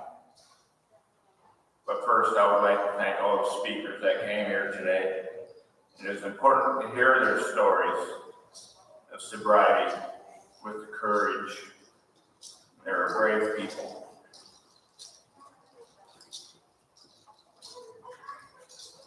Before I start reading here, I would like to show you my vest. Vest I had made. This side represents my mother. She's from Prince William Sound. This side is my father. He's Plinkett, and he's from the western side of the Copper River all the way down to Eyak. You don't really see a vest that commonly represents both sides of the family, but I felt like it was important to do so. I'm going to have my son start drumming here in a minute, but the reason why I want him to drum quietly is because I want to set the mood, and I always connected with our ancestors, and I know they're here tonight and they're sitting with us, so I'm gonna have them start, but before so, just for 10 seconds, I would like you guys all to close your eyes, listen to the drum beat, and get yourself ready to hear a story that is going to be kind of captivating, that is connecting with the past to the future and through sobriety.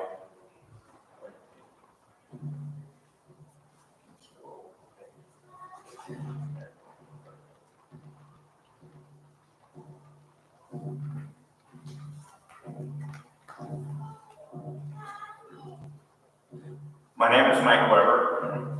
I'm son to Bill and Irene Weber. My mother was born in the village of Elamar, and my father was raised as a child in Catilla. I am of the Eagle Moiety. My father's family were from the areas of Eyak, Cape Dagatega, Kaliak River, and Catilla. My mother was raised in the village Elamar in Prince William Sound.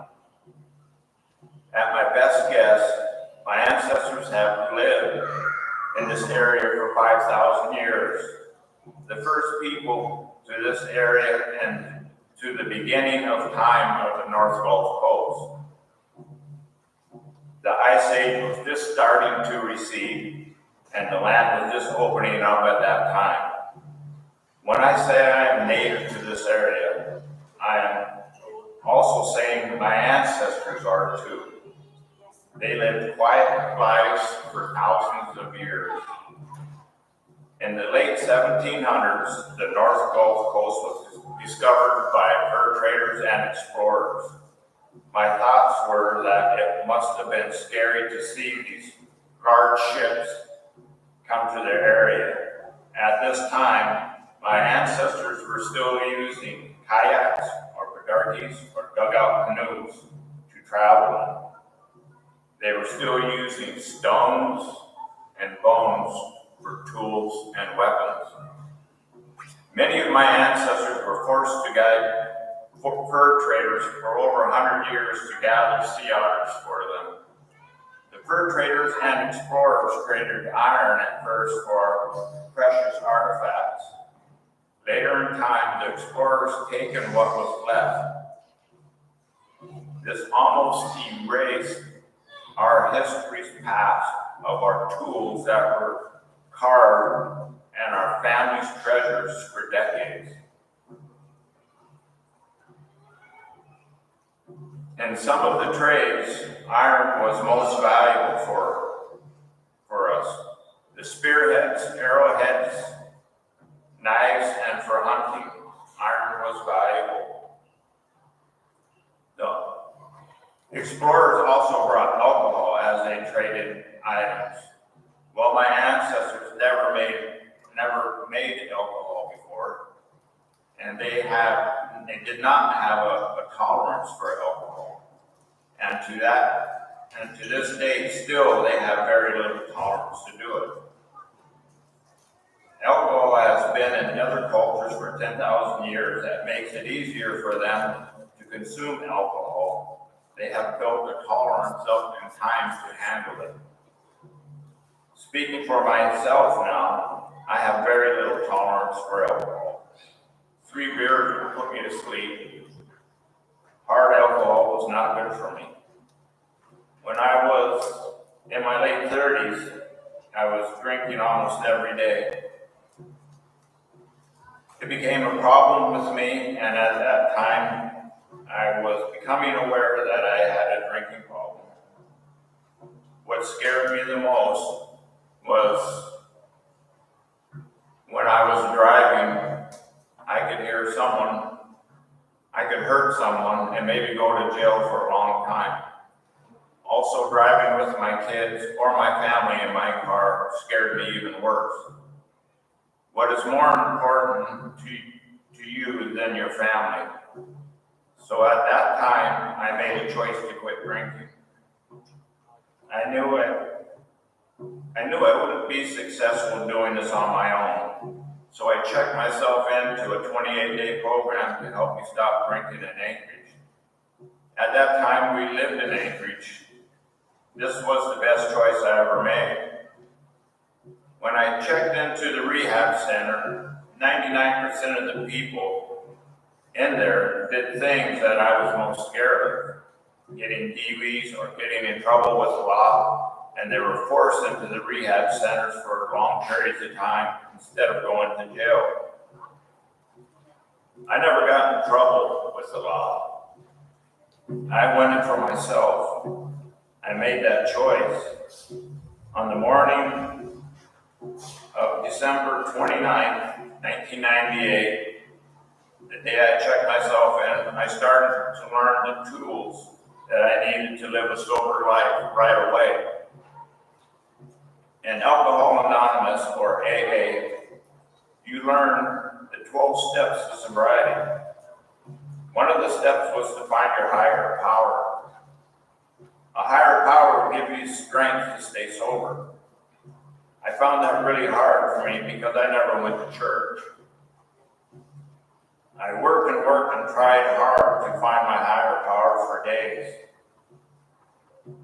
On December 31st, at almost midnight, I was watching TV with other people in the rehab building. The ball at the New York clock was counting down to start the new year. I was feeling lonely and missing my family, so I went into my room and cried.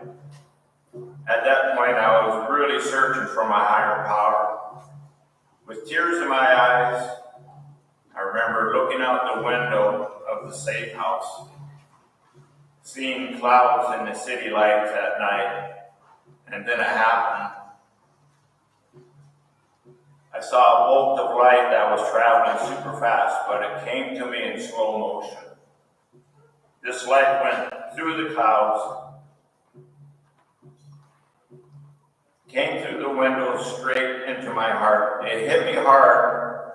This light shook my whole body when it hit me. I immediately felt calm. I felt warm, and I also felt confident.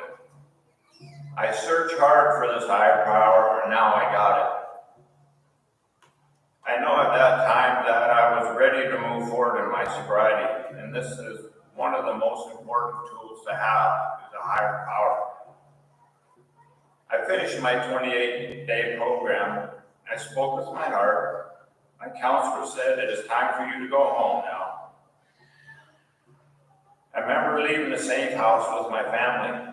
It was very scary knowing that alcohol was around every corner. But I stayed strong and focused.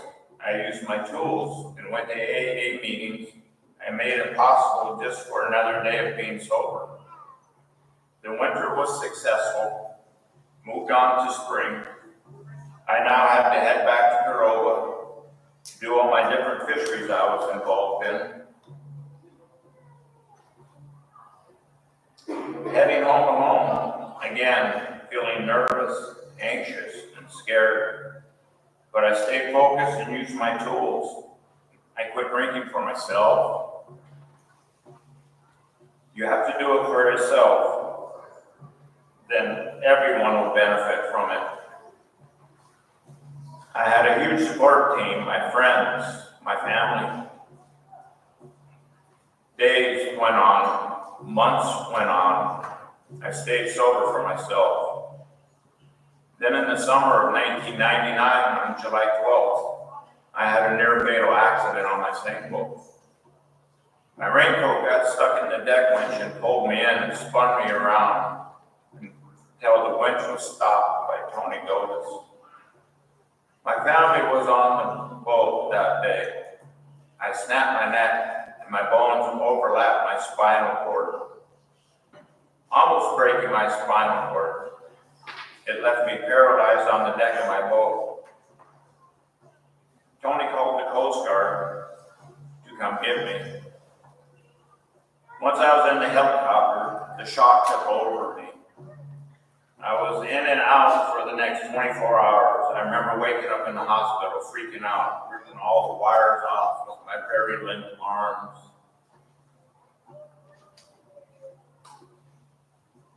Days went on, months went on. Tony spent 30 days and nights in the hospital because I was so scared. I couldn't breathe. My diaphragm raised 3 inches into my lungs and left me with very short breaths. Every day for months, I had friends coming to visit me and support me with their love. I finally wiggled a toe, and at that point, the doctor aggressively moved me into physical therapy. I spent 3 months in the hospital, 3 months in physical therapy, learning to walk again. 6 months later, I went home with 90% of my body function still not working. It was up to me to move forward on my healing. My family had a hard task. It was winter now. I found myself getting depressed because I knew I never could run, jump, hunt, or be normal again.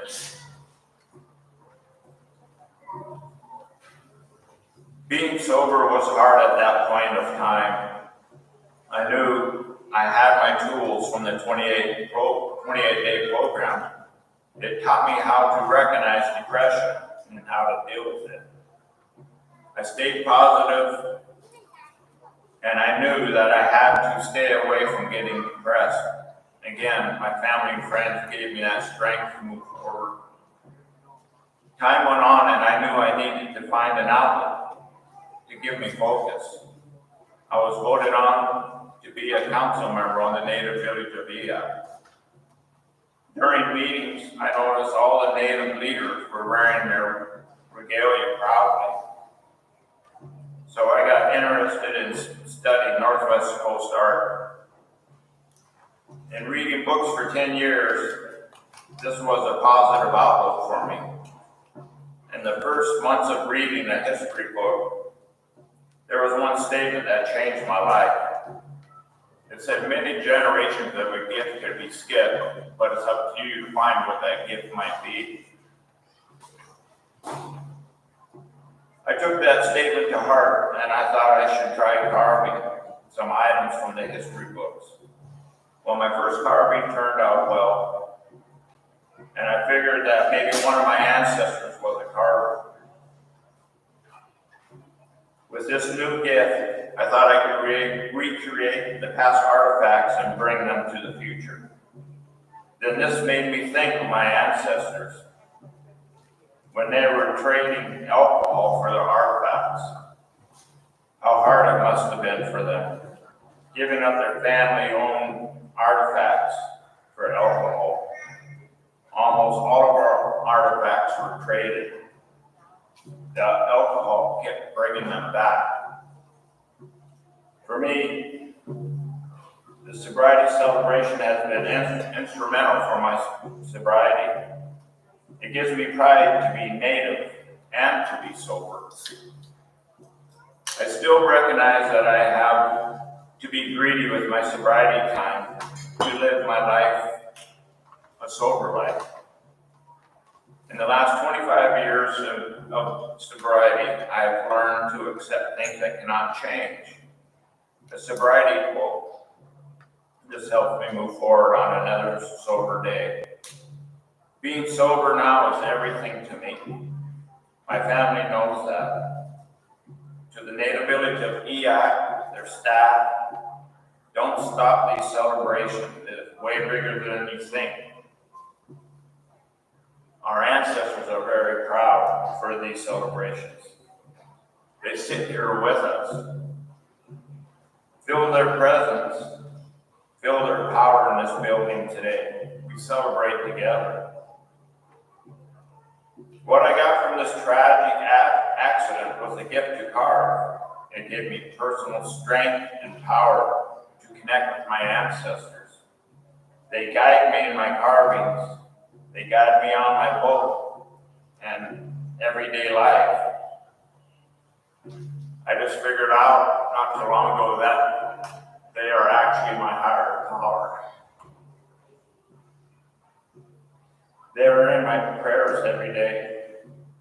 When I was paralyzed in the hospital, a doctor and a nurse different times told me, this accident happened to you for a reason. But it's up to you to figure it out. And I'm thinking, wow, what a weird statement that is for a person lying in bed.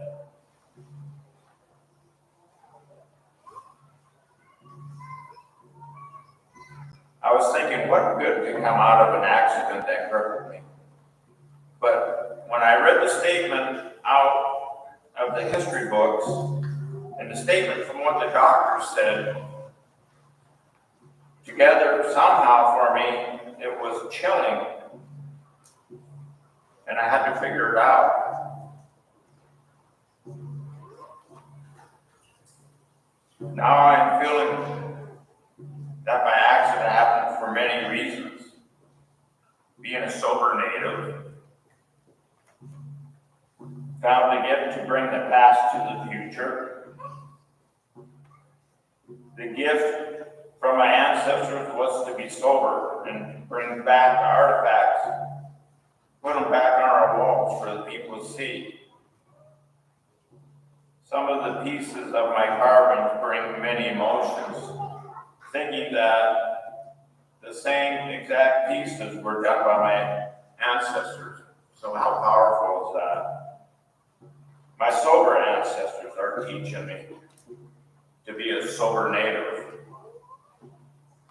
I get visits from my ancestors all the time when I carve. I welcome them and I thank them. I figured out last night something that was also powerful to me. I have many carving friends in Cordova. We work together. We have fun carving out incredible pieces of art. Now I believe that they might have received a spirit from one of my ancestors to help spread the art, our lost art, and put it back on our walls.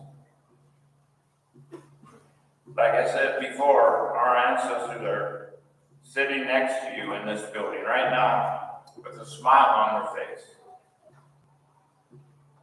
If you get goosebumps right now, because they are sitting right next to you. Open yourself up to feel their presence. They came here to hear the drums, to see their traditional dances that they once did. They came here to celebrate their once sober life. Sobriety has been in our native genetics for thousands of years. My last statement here. Remember, things happen for a reason, but it's up to you to figure it out. Thank you.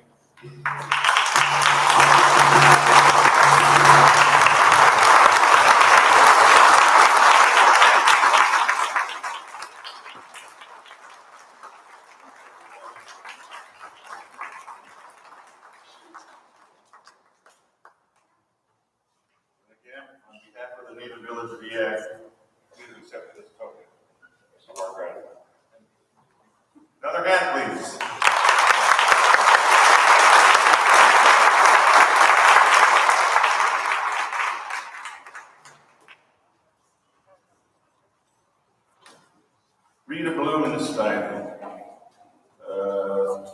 late elder, he reminded me of what she said.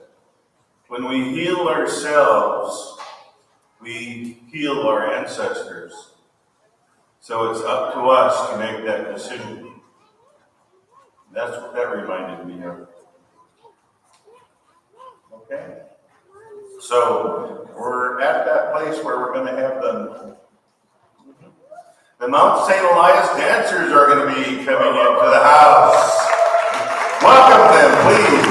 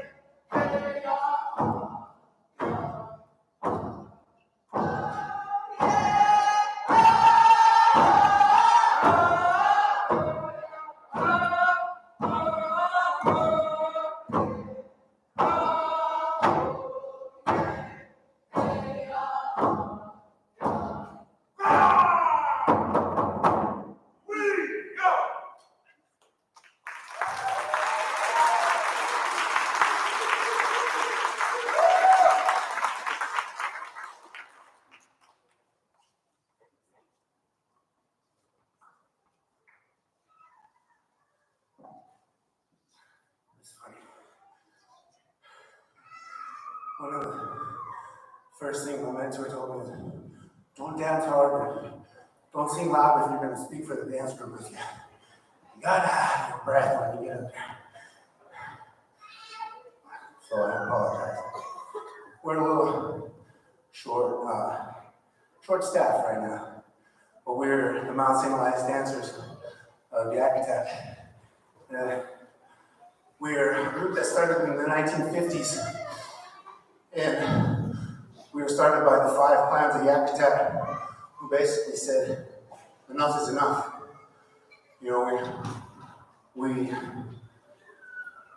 banded together and we said we were gonna continue our potlatches and continue our songs and teach our grandchildren, so our great-grandchildren, our great-great-grandchildren, which is us, can sing our songs and be proud of who they are, you know, and be proud of where they come from, as we are.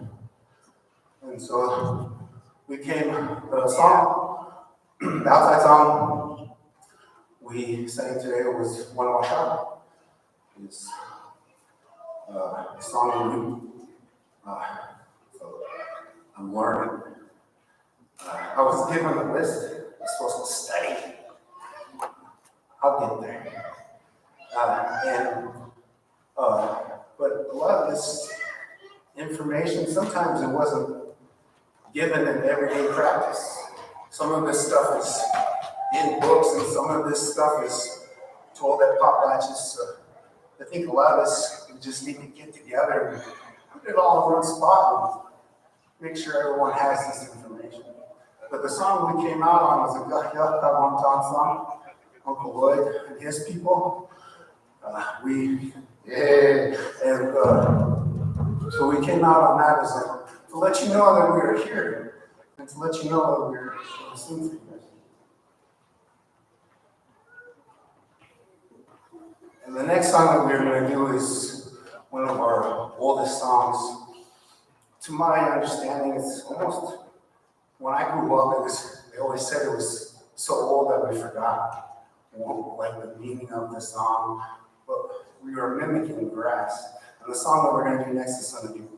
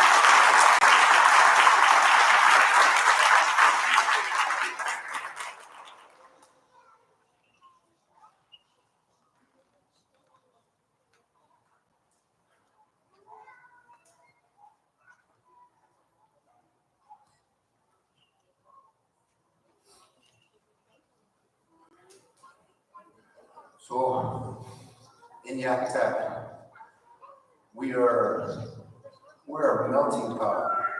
We are the definition of a melting pot. We are the combination of Eyak, Athabascan, and Tlingit, the language in itself. It's a dying language. I remember growing up And my grandma Nellie and my grandma Lena would acknowledge that their language was a little different than Grandma Marie Shaw. Their linguistics was a little bit different. And it just proved that Yakutat was just a little bit different. We were the guardians of the northern border. And we have, like I said, we have the Eyak and Athabascan integrated in our language. And a lot of times it's always lost in the past. We are always adaptable today. Got little Mr. Weber here coming up and jamming with us. And to me, it just, being indigenous is action. It's not the amount of blood quantum, it doesn't, whatever, that's division. That's what Western society wants you to believe. It's action. This gentleman he's got ties with us, his family has ties with us, he's inspired to dance with us. And we're letting him. Because Yakutat is a melting pot, and it always has been.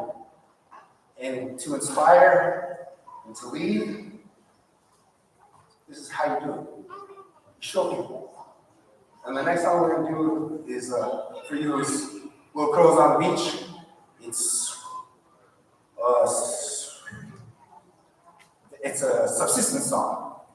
And it's one of those songs where to me, it shows our wealth.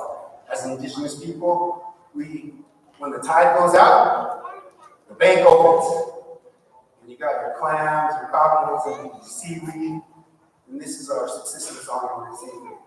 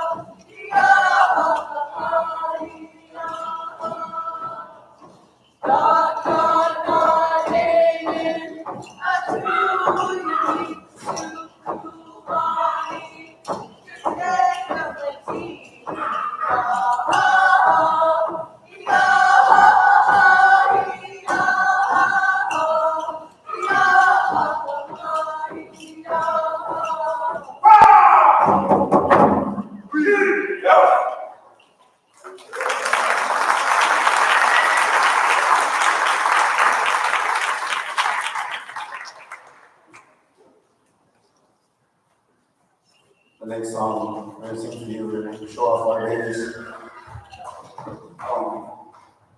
Growing up with my peers, I have a set of peers that they'll tell you this song, they'll speak it to you, they'll tell you the history.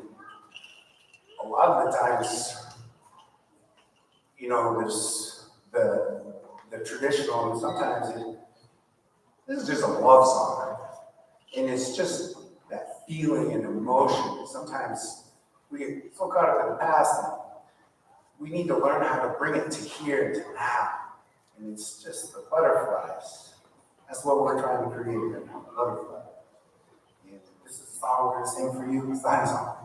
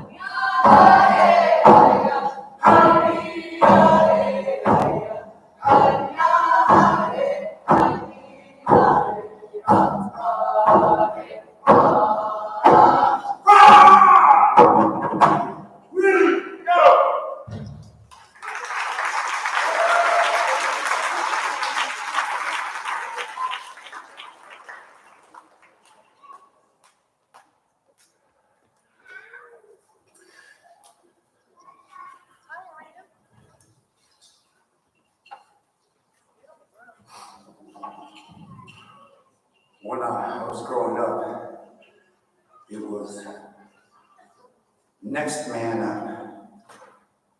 George always taught us, you never know what's going to happen.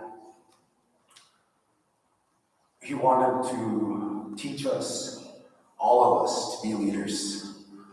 There was 2 that he picked out, but then he wanted all of us to be leaders. And I think because of him, I have that capability of coming up here and speaking on behalf of the group. I have peers that do a better job, but we as a people, I think it's the drum that truthfully speaks. And we're a matrilineal culture, Trinidad, and we keep our lineage. Ooh, speaking too close or something. I think I'm ringing. We keep our lineage and all of our family history in our mothers. Everything that we identify, all of our crests, all of our property, everything that we keep track of is through our mothers. So usually when we honor and sing songs, we do it for our fathers, and that is our usually the clan, and then Yucky is followed by Yucky, the son of. So we are going to do a fundraising song for the native village of Eyak, and we are going to call out your father's people. And because we're matrilineal and we honor our mothers every day by the crests that we wear and everything, to this song, we're going to honor our fathers. So our father's people, if you hear your father's people, you come up and you give, and we're going to fundraise. And we're going to call out clans, and you'll hear it.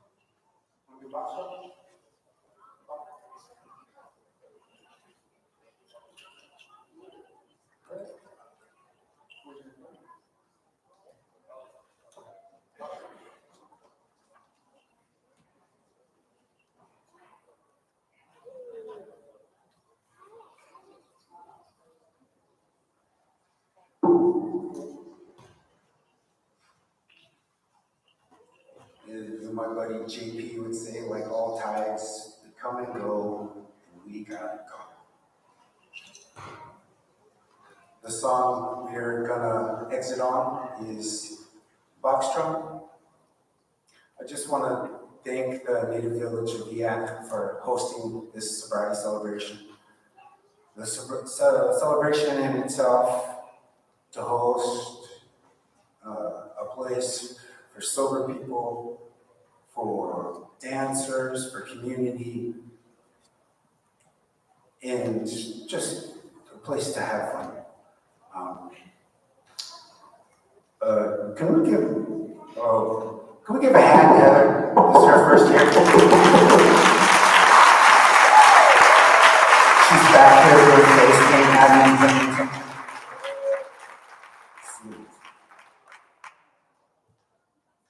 But yes, again, thanks to the native village of Eyak.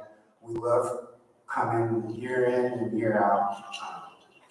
And we're gonna exit on a song that was given to us by our inland relatives, our inland community, and it's Box Drum.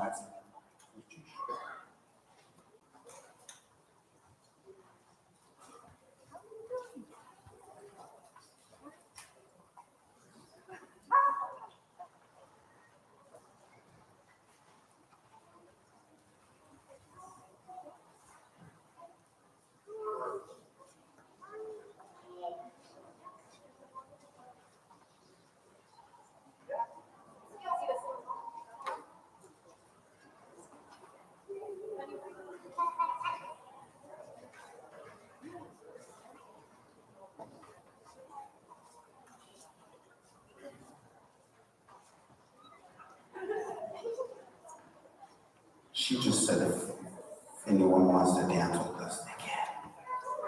So if you guys want to jam, you guys can come jam.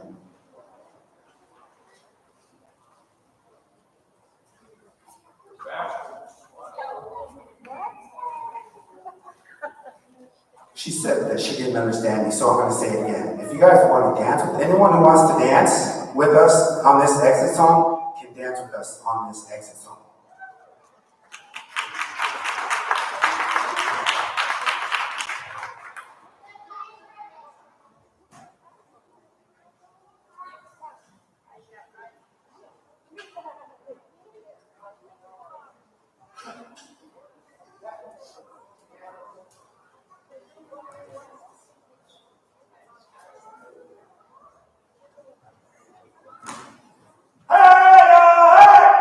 Hey!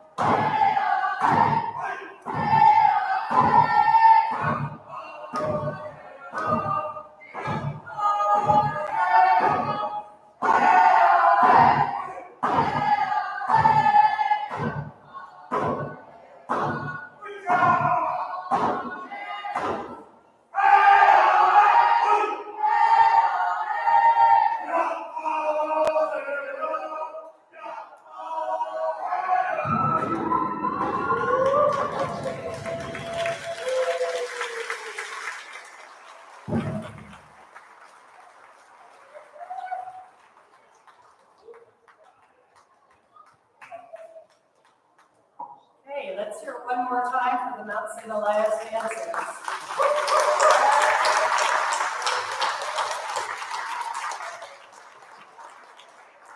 So again, welcome. Again, my name is Carolyn Crowder. I'm the Executive Director of the Native Village of Eyak tribe.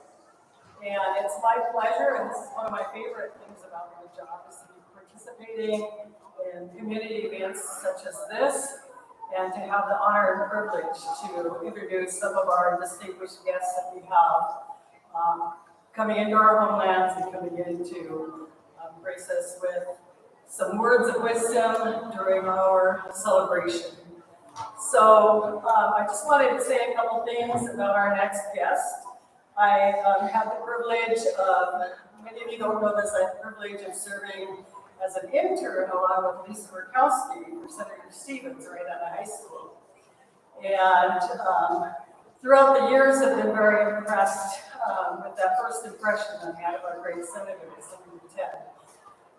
Over the years, I've watched senators come and go, and I would like to say that our current senator, Senator Sullivan, is someone who I greatly admire. Every time I've gone into his office as a delegate for his tribal entity, I've been in with Yakutab, with the Mission Provo Islands, and others, native village of Eyak as well. He has always been a man of the people. He always starts his talk with us about saying how he is here to serve us and to listen to us. And I have great respect for that, because that was one of the foundational principles that I experienced with Senator Ted when I served with him as an intern many years ago. Another interesting story, I happened to be at an event in Anchorage, a fundraising event for the senator recently, and had the opportunity to meet his gracious wife, Julie. Welcome, Julie, as well. He had just celebrated his 30th anniversary. I have some interesting stories, including sharing that when he first met his wife, Julie, in Fairbanks, as a friend of Senator Murkowski at the time, that her father put him to work right away, gave him a shovel, and had him start building an outhouse. Now that's a man, that's an Alaska man there. So let's give him a round of applause. I know, Dan, you started your campaign a decade ago, and you've been a very influential senator for our people across the state. I know that your work that you've done in terms of supporting our economic development opportunities, supporting the military, and we have the Coast Guard here. I don't know if anyone here is from the Coast Guard, but let's give them a round of applause. Last night we celebrated our veterans, and Senator Sullivan has been a great champion for our veterans. My husband is a veteran himself, and we have appreciated the benefits and the ease of which he now gets health care because of your reimbursement. Thank you for that. He also is, in keeping with our celebration here of sobriety, a champion, a local champion, a recent champion of the war we have on fentanyl in this country. I have heard him speak. He recently initiated a campaign called One Pill Can Kill, And that speaks very highly about some of the issues and crises we have with our youth, not just in our state, but across the country. So I want to thank you for that as well. But I welcome you to our sobriety celebration. I invite you to come up to say a few words, and thank you for being here. Senator Sullivan.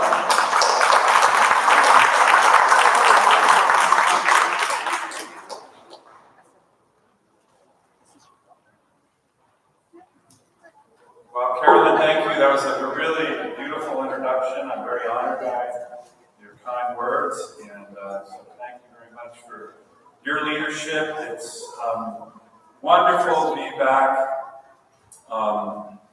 in Cordova. This is a beautiful celebration. I want to thank a lot of people, the Native Village of Eyak, for doing this 29 years.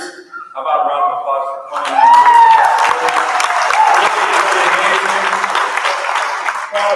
Really, and it's a great celebration, such a special community event. And I was here listening to Mike Weber. I don't know if Mike's still here, but that was a great story, great inspiration. So how about a round of applause for that? Very, very, very inspirational. Not-singalized dancers were fantastic. Yes, Carol, my wife Julie is here.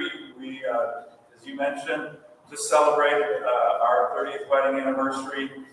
I was saying the other day, like, wow, it was so fast, and then I'm not sure my wife thinks it went so fast, but it's really great to be here with Julie. She's a great basket dancer. I'm not a very good dancer at all, but so we're very, very honored to be here. By the way, my team, a lot of my team is here. Karina and Adam. I don't know where Adam is. My state director. So Carolyn's point, we work for you. We work for you. You're our bosses. And so if you have any issues or questions or anything going on right now, we're here until tomorrow afternoon. We're going to be at all the different events. Get their cards. We want to help. Right? Anything and everything. So the other thing I wanted to talk about is how this is the beginning of Veterans Day weekend.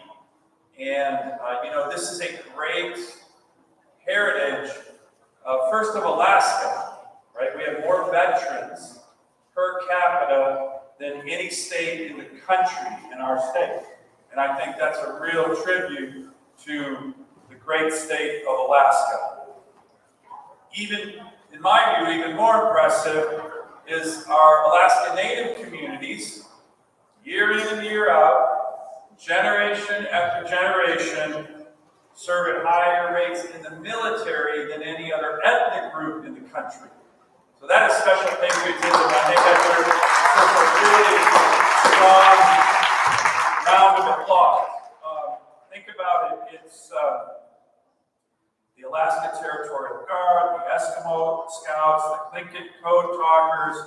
Again, generation after generation, our Alaska Native veterans are a giant source of pride and heritage here, and we celebrate that this weekend with Veterans Day. I know this sobriety celebration often is very much scheduled around Veterans Day because I think there are issues that are very connected.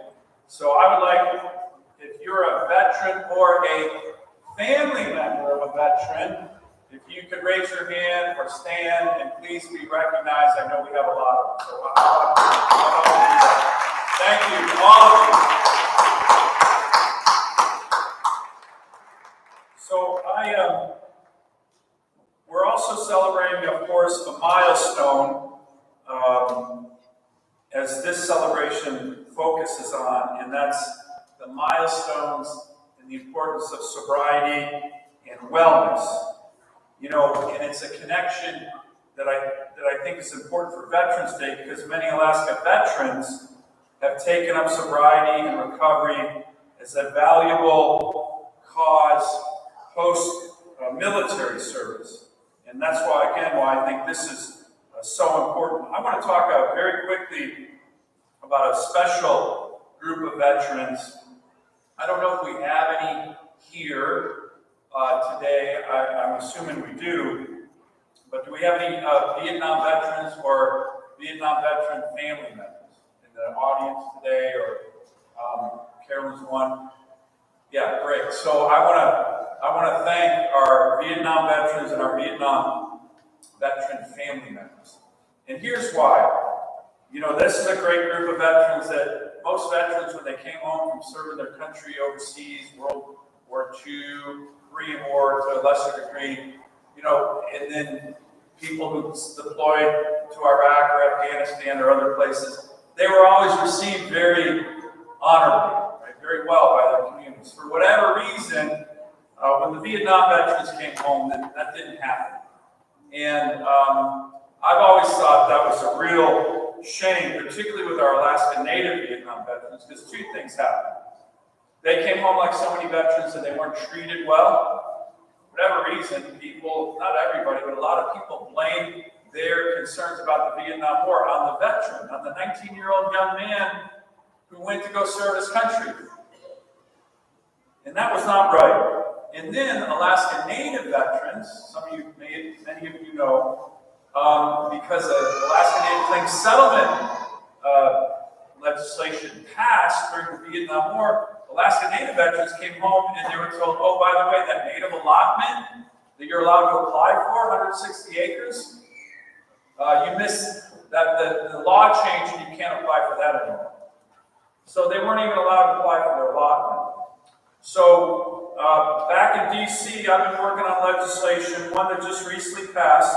The entire Senate passed it, and I have a copy here.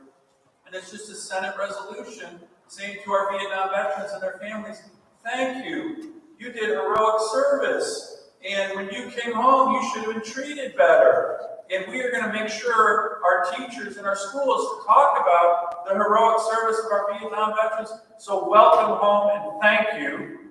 And so this is a copy of this resolution that I brought to the Senate floor, is Resolution 778 to the Senate floor, and all 100 senators voted for this resolution in favor of saying to our Vietnam veterans, thank you for your honorable service.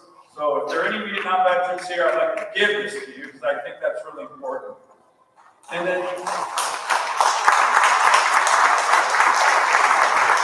secondly, and most importantly, my view, there is no way you should be serving your country overseas. A lot of people weren't serving, let's be honest, and you come home and you're told, oh, your Alaska Native allotment, you missed the deadline because you're overseas defending your country.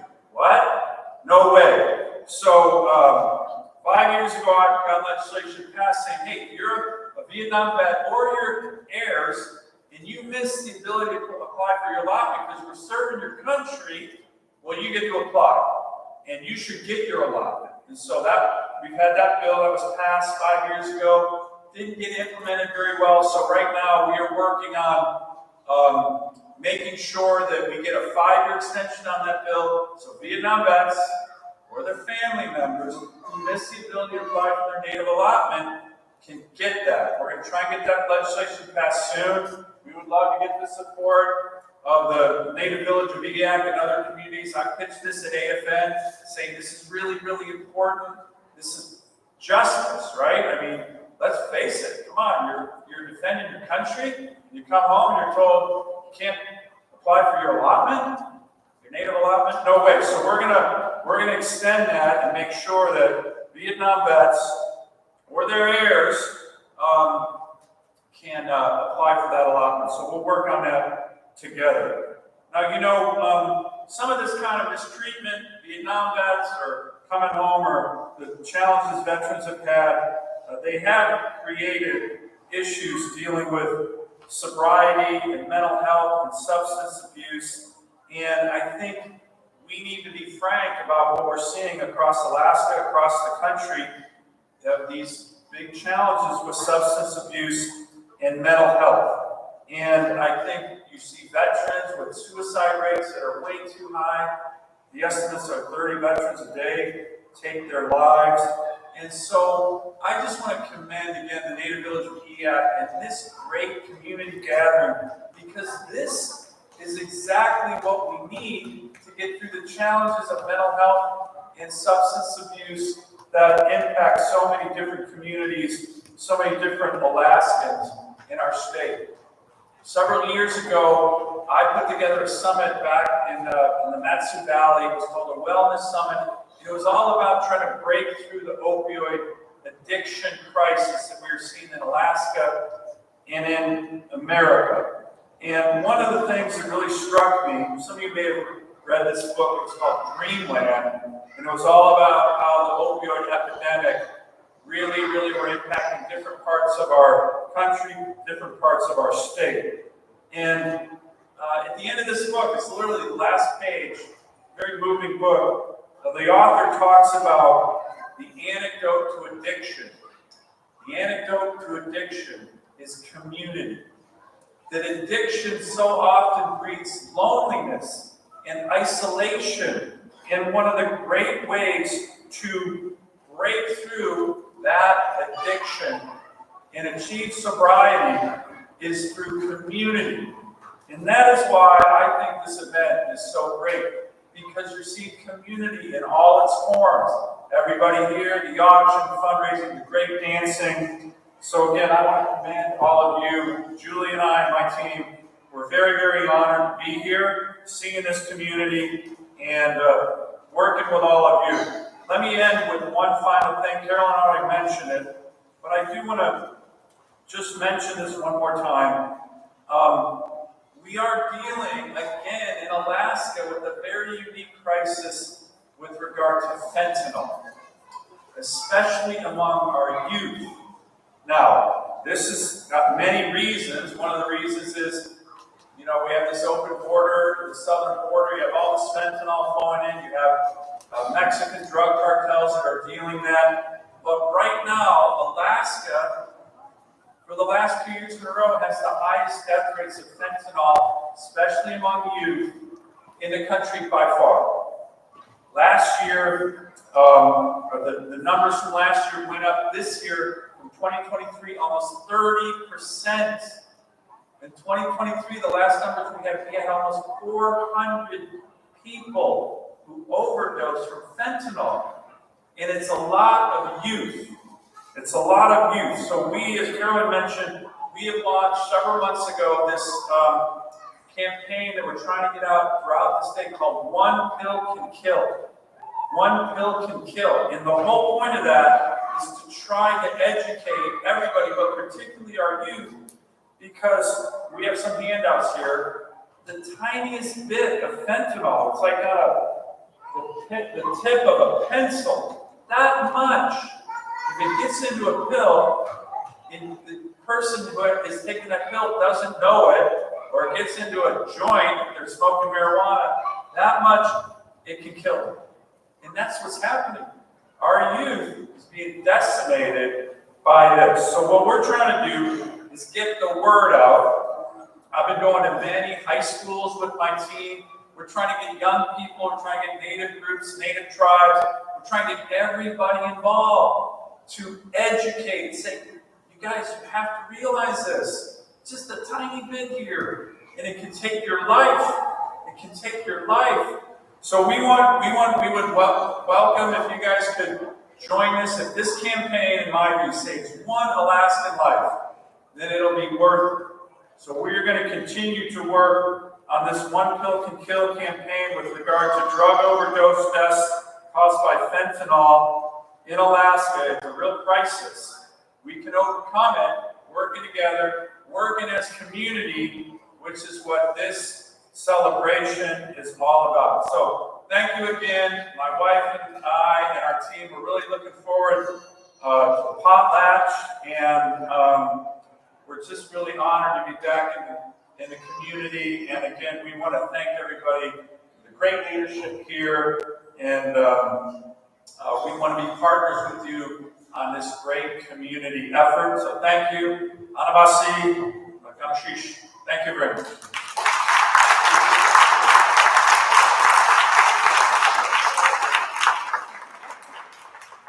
Not too fast. On behalf of Native Village of Eyak, we want to present you with a gift for your coming here to be with us today. There's also a gift for your wife in honor of her 30th anniversary. But a little bird told me that you are celebrating a landmark birthday on November 13th. In our family, we don't celebrate birthdays, we celebrate birth weeks. And oftentimes, if it's a landmark birthday, it's birth month. So I think in honor of your upcoming 60th birthday, we want to sing happy birthday to you. All right, let's go. Happy birthday to you. Happy birthday to you. Happy birthday, dear Dan. Happy birthday to you. Yeah.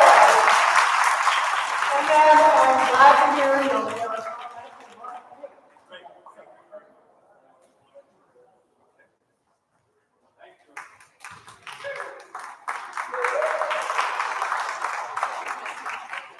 All right, I was reminded now, St. Elias Dancers did that donation blanket, $958.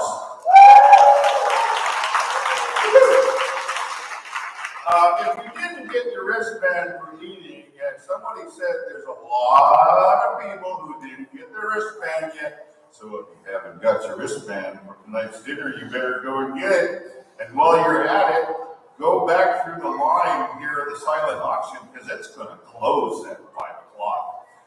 I certainly hope you don't outbid me on a couple of those wonderful items, but all said, it's going to close at 5 o'clock. So there's those three things. Is there anything else? Oh, okay. So,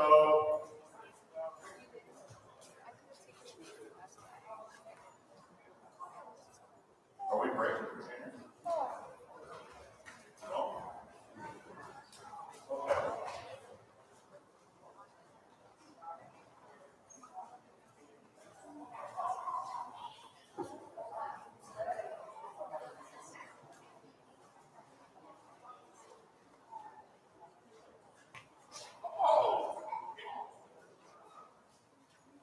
Okay, are you ready for Eva Sensmeyer? Give her a round of applause and welcome her. Thank you. Ooh, wow, what the 29th annual Sobriety celebration. Eva, you ready? Welcome her, please.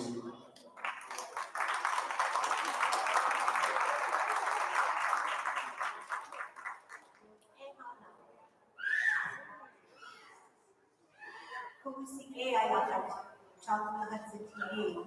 Gunanashawat, Gunanayaki, take my Eyak, it's hit Eyak. On the Shish and Vase to the Eyak people and this native people of this area that welcome me to this conference. I welcome all of you and I welcome all the dancers and all those who enjoy the celebration. Those Shish.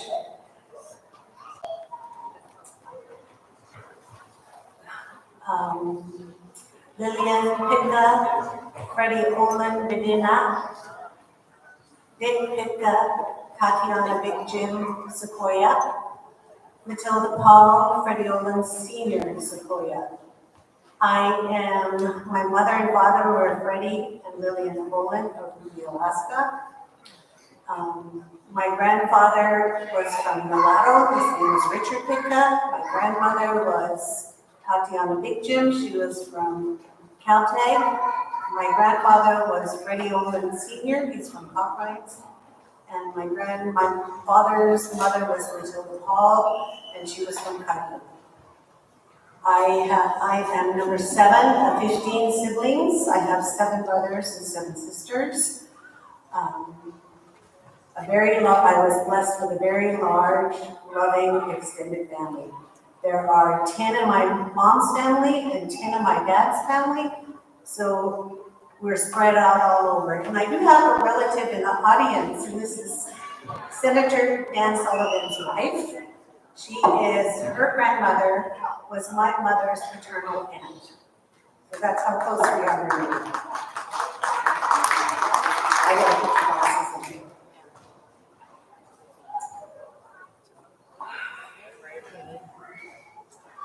My children alone, just from my siblings, have over 55 first cousins. This was the normal when I was growing up. We did not have television like we do now. We never had these phones. We didn't ever see a child, glued into a TV or anything like that. We were outside playing all the time. My mother involved us all in ceremonies from the time that we carried anything into the community hall, whether it was a potlatch or any kind of community event. We all had our part and we all had to bring something because you could not show up empty-handed. So we all had to carry something into the hall. As Native people, we had ceremonies for everything, every season of the year. There were birthing ceremonies, there were passage of rites, there was weddings, blessings of new homes, memorial ceremonies to honor our ancestors, pole raising ceremonies, and even ceremonies for gathering our food, especially if it was for a young man's first hunt. When our parents were taken away to boarding schools, all of this was disrupted. Our ceremonial life was almost completely forgotten, and today we hear them being revived all over, and thankfully the Creator put our knowledge keepers out there and kept them safe, and they're willing to share. My career, I am a retired physician assistant. I worked 42 years, mostly in Yakutat. I started out as a lab technician, way back in 1972, 74, at Alaska Native Medical Center at the old hospital of Vernon Gamble. I worked there for a while until the pipeline hit, and then there were too many changes in acreage. And, I've been a village girl all my life, and I never did like the change there, so I moved back home. And then I got sucked up into the pipeline industry, and I thought, well, I might as well go up there and eat my money too. So I went up there, and I was there for 3 months, and I met my husband, and that was the end of my pipeline career. I moved to Yakutat in 1977, and the community health aide position came open, so I applied for that job, and I was accepted. I did that job for 5 years, and the third year I was there by myself doing primary care for my community of 800 people. Everybody kept encouraging me to go to school. In fact, the city of Yakutat paid my way down to my medical school. That's how much support I got. And as things evolved, my scholarship showed up, everything just showed up, and it was like, that was my destiny. I love taking care of the Native people. We need more Native practitioners out there in the world, and I encourage any of you young people who don't know what you want to do, go into the medical field. It is the most rewarding career that you can ever ask for. It's nothing better than helping your own people. And you know what? They need our own people out there. I worked in Eyak, and I went to the old people. I went into their homes, and every single one of them told me, "You look just like me. You look just like me." And I was able to take just that acceptance. I was able to provide the best care that I could for them.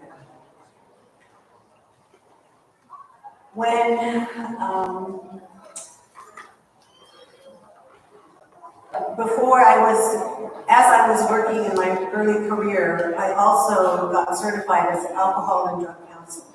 And I did that for 10 years. In the morning, I would go into the counseling office. In the afternoon, I would go into the clinic.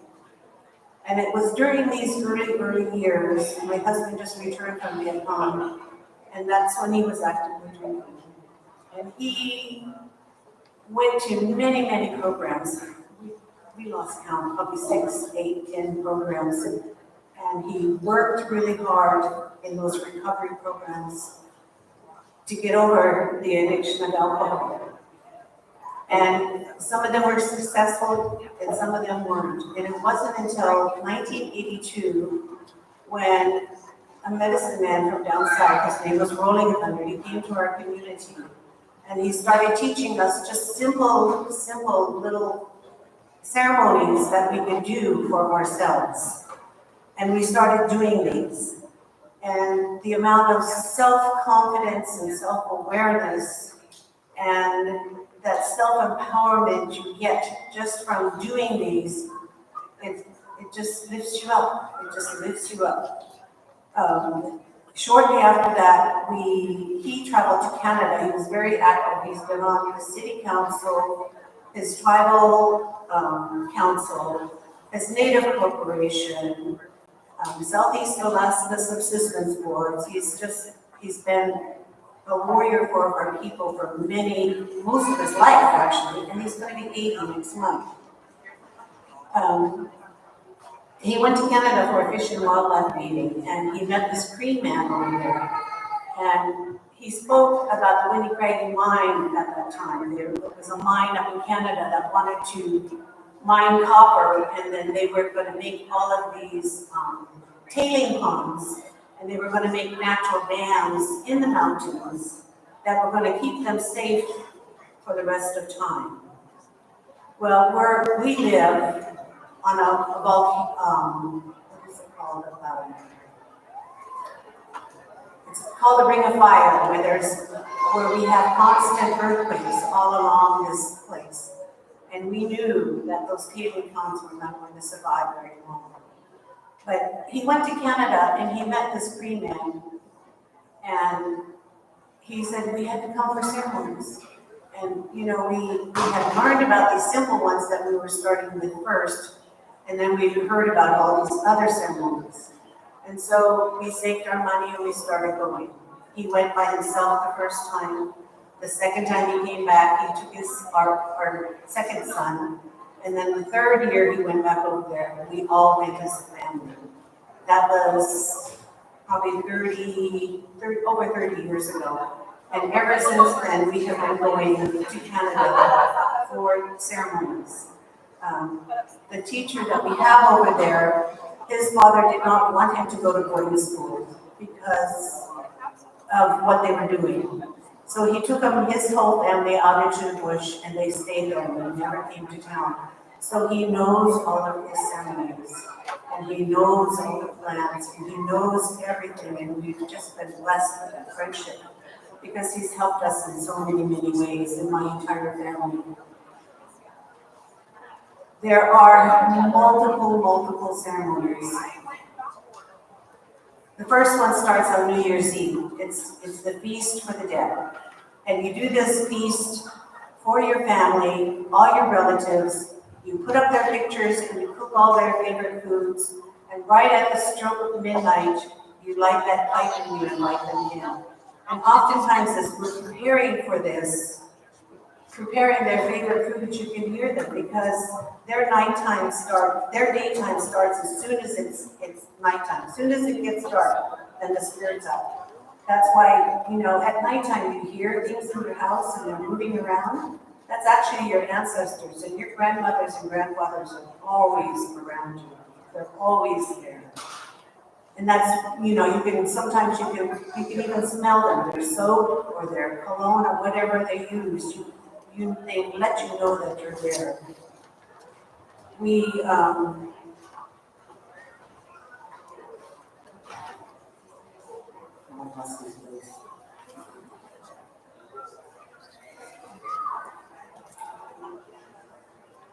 From the New Year ceremony, the first solstice in February, we actually have 8 of them. Native people have 8 of them, not just 4. And they are the new moons of the year. So that one is for the grandmothers. The grandmother is our Mother Earth. We have to take care of her. So we make a feast, and it's 4 days long. And you just make a little feast, and you put it in a jar, and you go hang it out in the tree. And those are for the spirits out there that take care of the Mother Earth. And so we have to take care of them too. And it's really to protect your homeland. So I've been doing that for many years now. From there, they have round dances, and they have the sun dance and the fasting ceremonies. And these are ceremonies, the fasting and the sun dance ceremony is your own personal suffering and offering that you take up. You can go into a ceremony and ask for a healing. Many years I had an ulcer and I didn't even know it.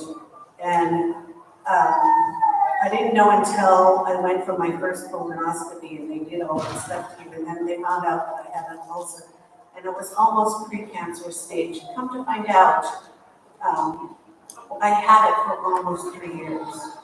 And so I started my regimen of all the vitamins, medicine. So, you know, I worked in that field for 45 years. And for 45 years, I was handing out medicine in little plastic bottles and saying, take this, it's going to help you. Take this, it's going to help you. But when you go into a ceremony and you ask for a healing, you're there with just yourself and you give up food and water for 3 days or 4 nights. And it doesn't sound like, you know, that's very hard, but when you're like on your 3rd day of no food and no water, a different energy comes upon you and you're able to see people, and you can see their auras, and sometimes you can tell that people are sick. And this, you know, this was how we took care of ourselves long before the Western medicine ever showed up. And this is what Christianity has done, is taken those ceremonies away from us so that we're able to take care of ourselves in the best way we knew how. And there's lots of them, and I'm more than happy to share my knowledge with any one of you about them. All of my sick children have fasted. One of those early ceremonies, we went there, and my great-great-grandmother came in. And through these ceremonies, we're able to communicate with our ancestors. Our ancestors are always with us, and they're always taking care of us. And my grandmother came in and told me that she had been waiting over 100 years to talk to one of her grandchildren. And that if I wanted to speak with my grandchildren, I need to take them over there and show them these ceremonies. And, you know, I'm encouraging everybody to do it, because these are the things we need to have back. These were how we took care of ourselves. This is how we learned our medicine. All of our medicines are out there. When you walk into the bush and you see all those plants, there's a medicinal purpose for every one of them. So when I had my ulcer, my grandmother came in the ceremony and told me that what plants to do, and how long to take it, and how to prepare it. I did that for like, I don't know, I didn't even start 23, maybe 5 months, and it's all healed up. So there are simple ceremonies that you can do on your own to start with. One is the sunrise ceremony. You can go outside from your house with just a tobacco offering. Put your bare feet on Mother Earth, and it can't be on cement or anything like that. Just go to find some Mother Earth and pray. And you don't have to pray any recitals from the Bible. You just talk to the Creator from your heart. And always identify yourself to the Creator, because He needs to know who you are. And this will empower you. Smudging your home. When you smudge with sage, cedar, those negative energies don't like that, and they will leave. And that will offer you protection through the night. It will make any negative energy leave your house. And if you do that all the time, your home will be safe and balanced. You can feel the difference in your homes. Pray. If you pray at the same time every single day, those are the most powerful. The most powerful times of the day is when the sun is coming up and when the sun is going down. And again, you don't have to use the Bible to pray, because that is not our way. The Creator gave us all our own religions and beliefs and traditions, and all people from all over the world have our own. And the Creator did this for a purpose. Christianity was forced upon us, and it's not our way. So don't feel bad if you can't go to church. You can go outside and pray to the wind, and to the Mother Earth, and to the mountains, and to the water, and to the air, and to the winds. They all have a spirit.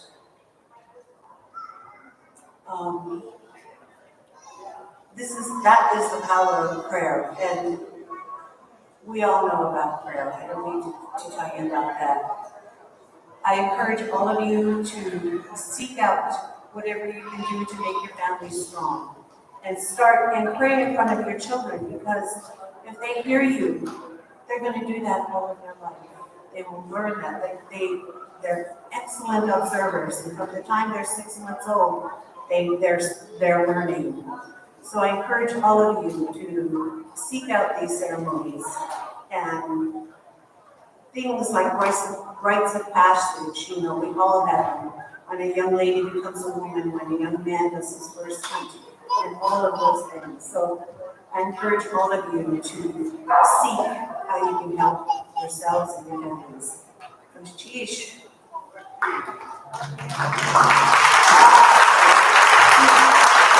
Thank you, Lord. On behalf of the Native Village, we'd like to give a small token of appreciation for your presentation.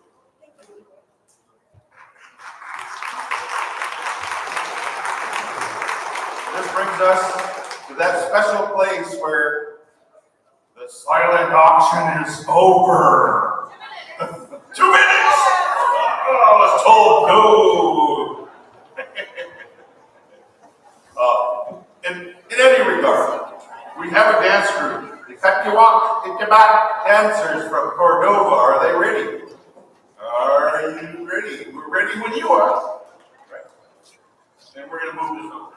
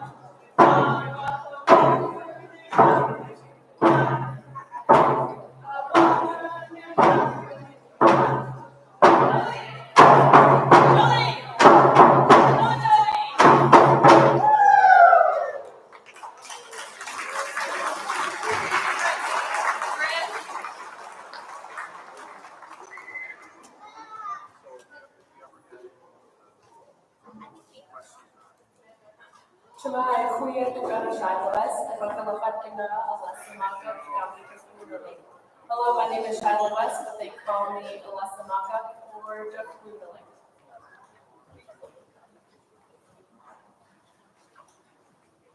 The first song that we entered in on was Ayachanga, and the next song that we were going to perform is a Northern Lights song. The tribal chiefs performed this song to protect the children from becoming Northern Lights, who would be stolen during the night.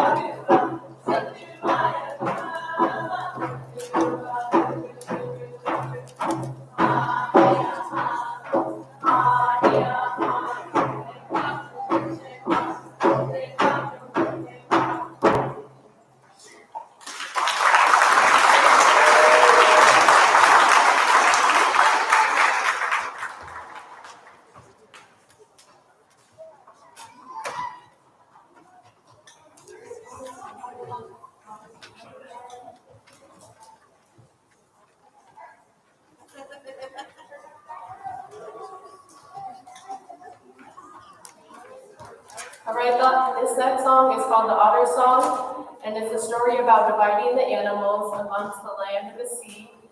And we end up with one animal left, the otter, and you'll see we'll fight for it. And eventually we come to terms that we're going to share it, and we celebrate.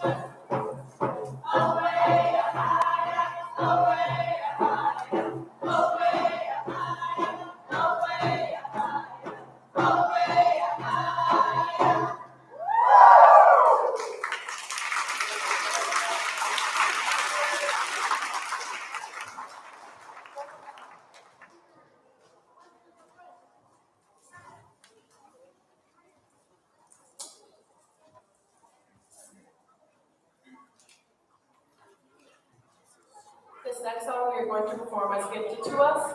It's called the Lullaby Song. The hunters down here, as you can see, they would sing this song to their children before they left. As you would know, sometimes hunters didn't make it back, so they were telling their kid to not be afraid.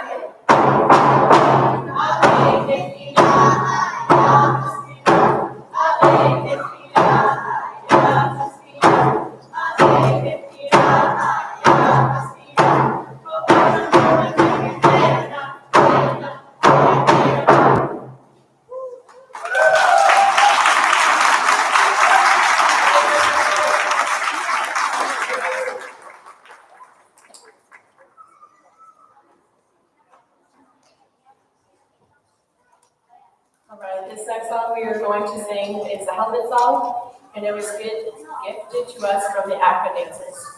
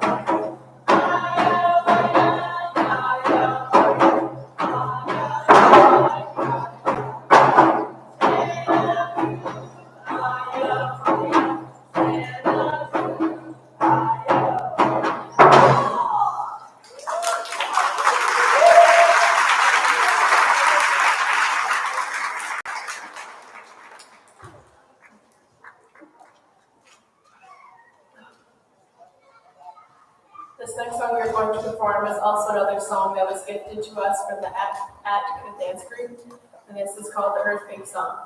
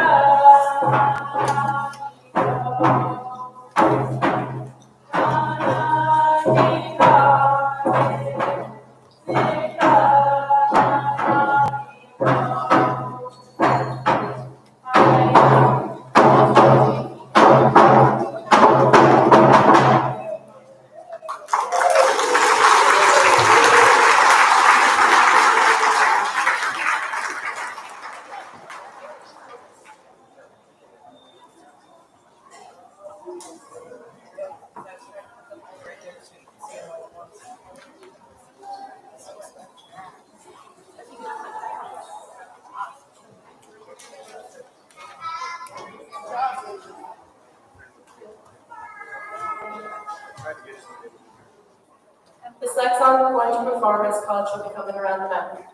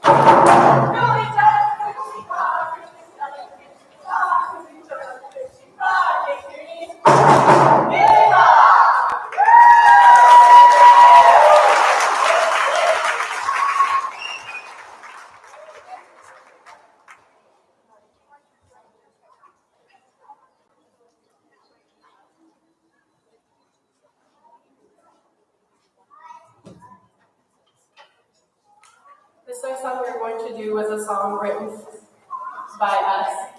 And it's the elder song. It's to thank the elders for all that they've done for us and all that they continue to do for us.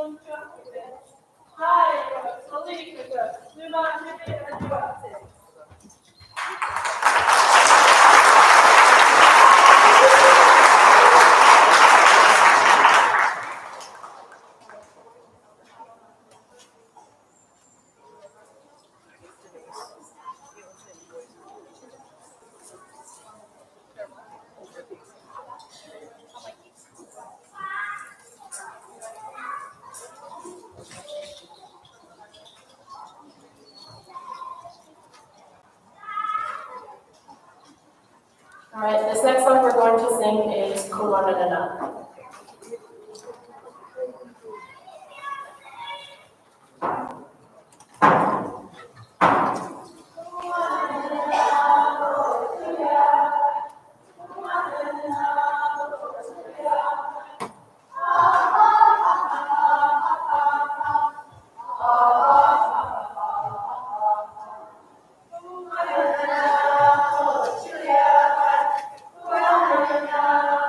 Julia,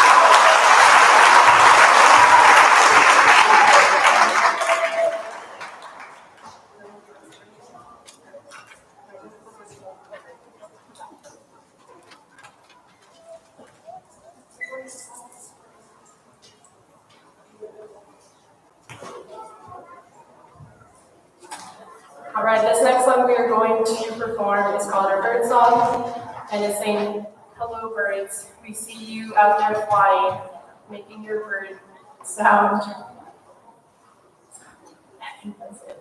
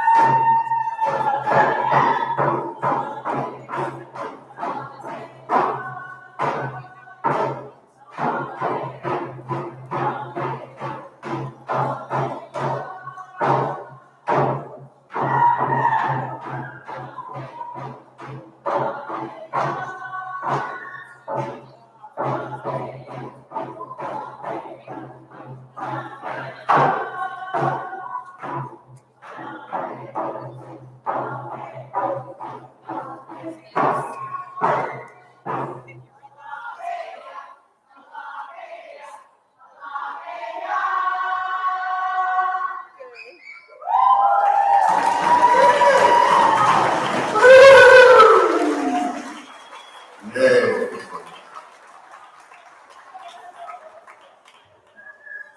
What do you want me to do?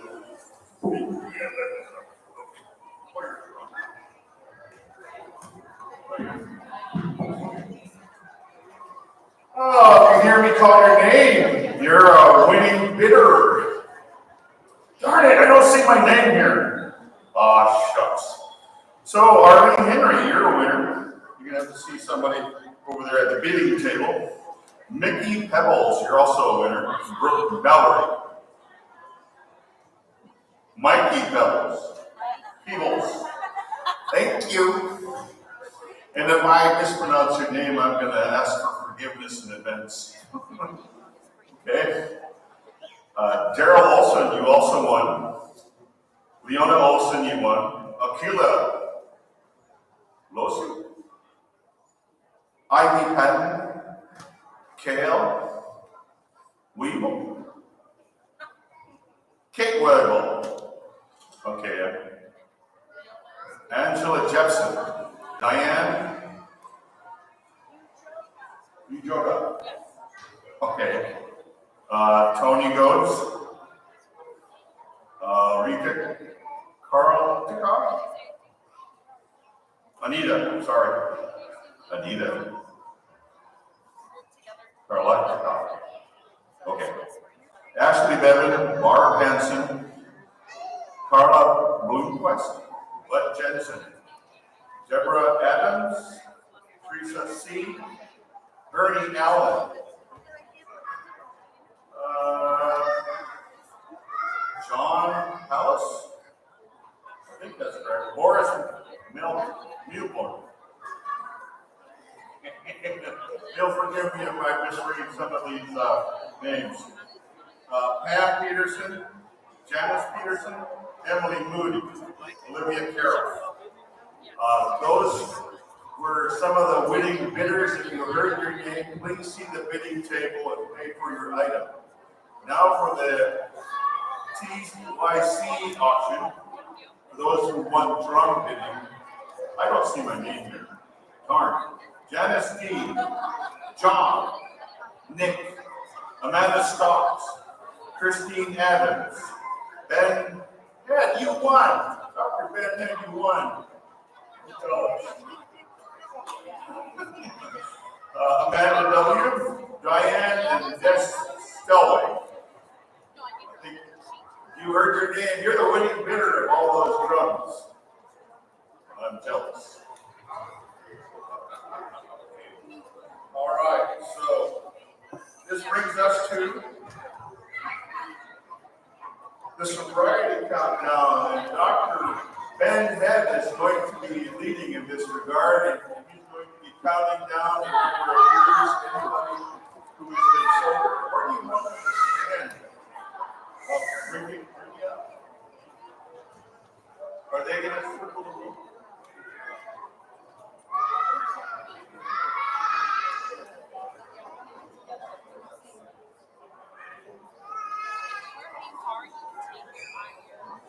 Welcome everybody to the celebration. We've got the sobriety countdown going on now, which you're the reason that we're all here. Without these people who we're going to call up here over the next 15 to 30 minutes, none of us would be here if it weren't for you. And so we're here to celebrate you. We're here to congratulate you. And let you know that you're doing well. So, to start with the sobriety countdown, we're going to start with those who celebrate the most years of sobriety and count our way down to those who are just starting in their journey of sobriety. And so to start things off, we're going to start with 40 years. Anybody who's celebrating 40 years or more of sobriety, please come up and get your coins.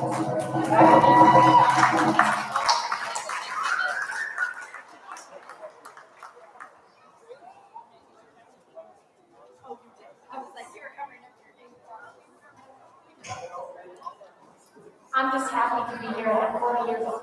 Thank you.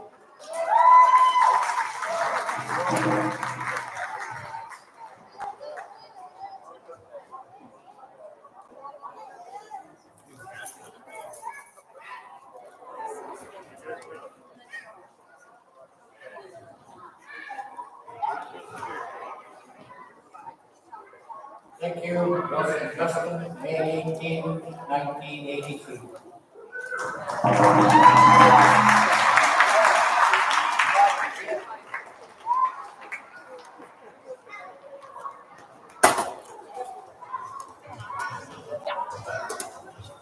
All right, next up, anyone with 39 years or longer of sobriety.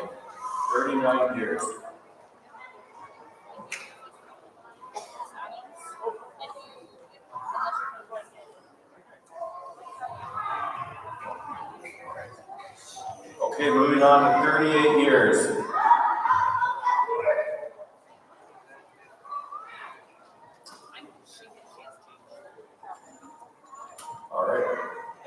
with 37 years of sobriety.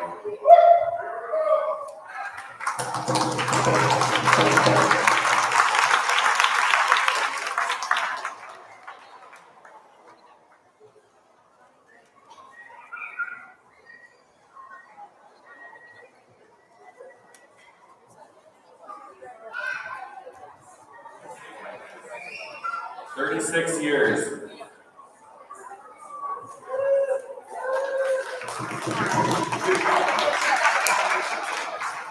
May 10th, 1988.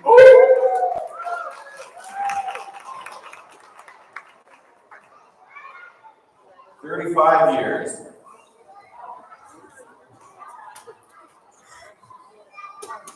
35 years. 34 years.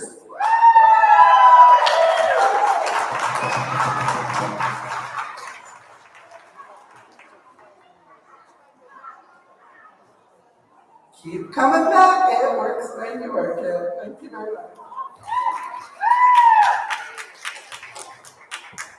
33 years. 32 years.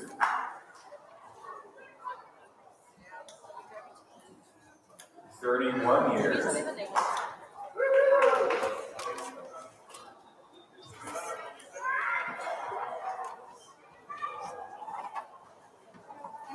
30 years.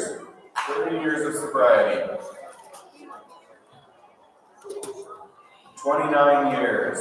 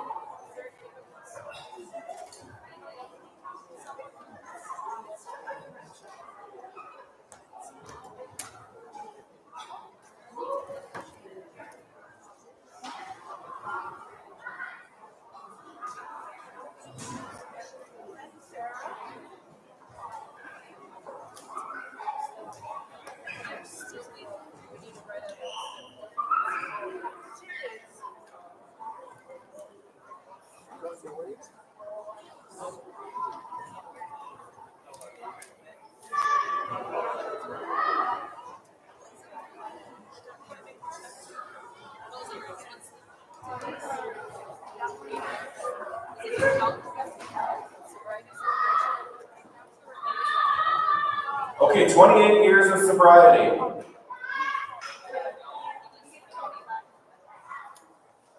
28 years. How about 27 years? 26 years.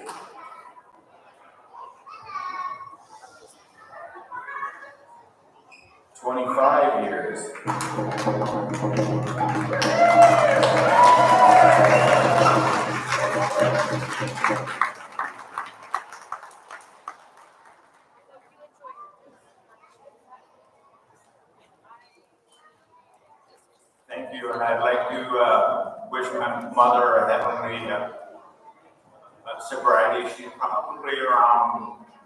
55 or 60 years now.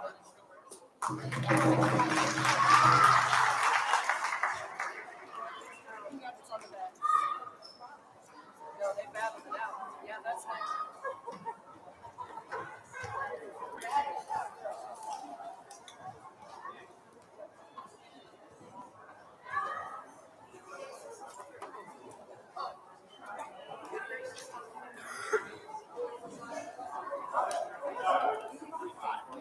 All right. 24 years. Yeah, they're the same person. We have a special guest tonight. Marie Nichols is down on the floor, and she's been celebrating sobriety 45 years.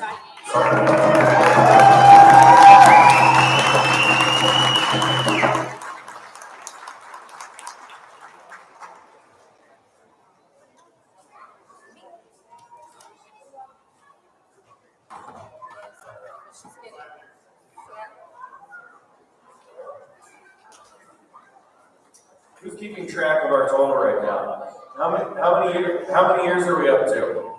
This is cumulative years of sobriety among everyone on stage to this point. She didn't know I was going to ask her right now. 286 years so far. 286 years of sobriety. 23 years.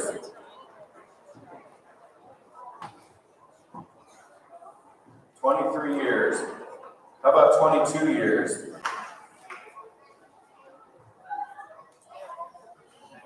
21 years. Another big one here. How about 20 years of sobriety? And off to 19 years.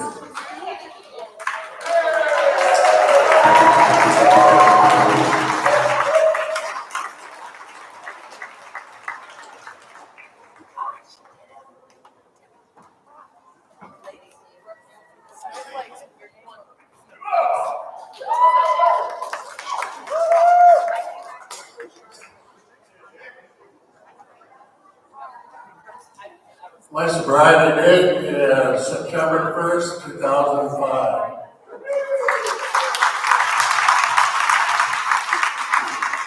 My sobriety date is July 27th, 2005.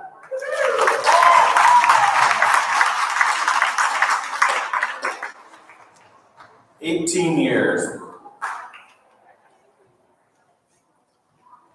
17 years. 16 years. 15 years. 14.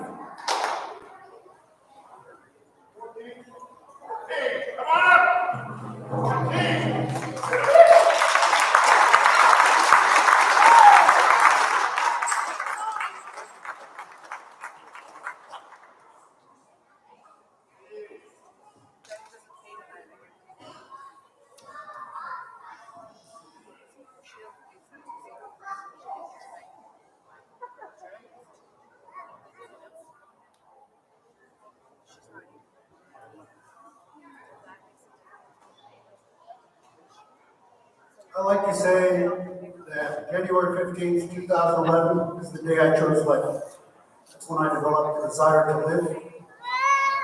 And I would encourage everybody to choose life.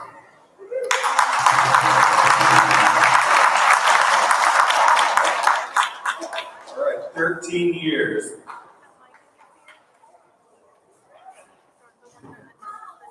12 years.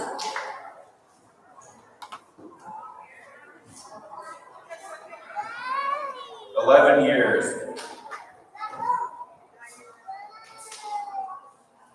10 years.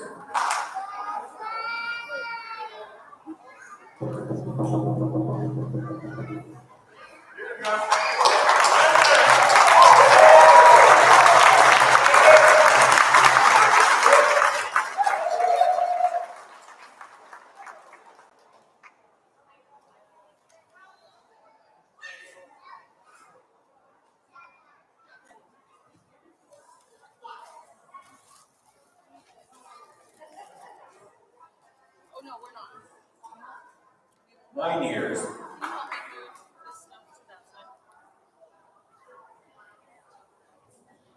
8 years.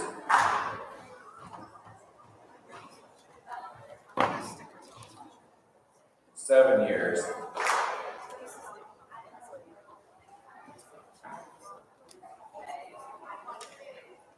6 years.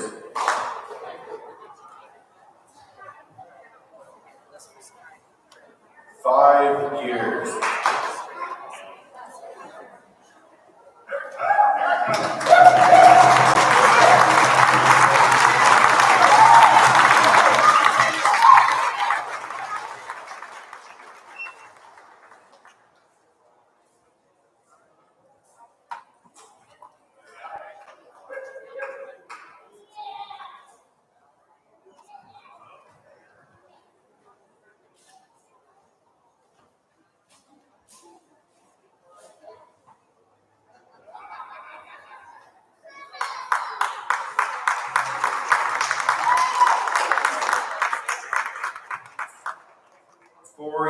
years.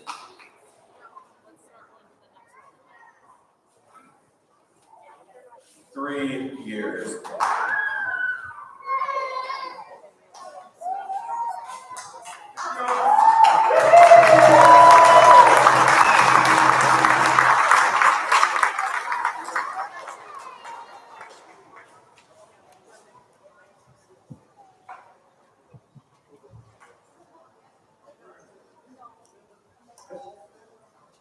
Thankful for my sobriety and thankful to be here.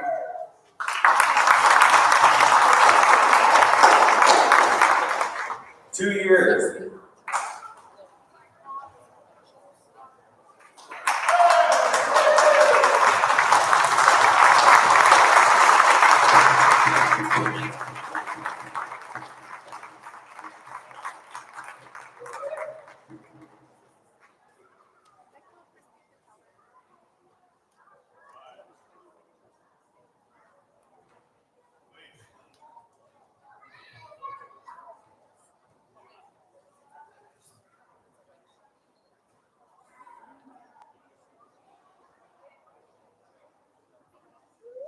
All right, we are at 1 year of sobriety. 1 year.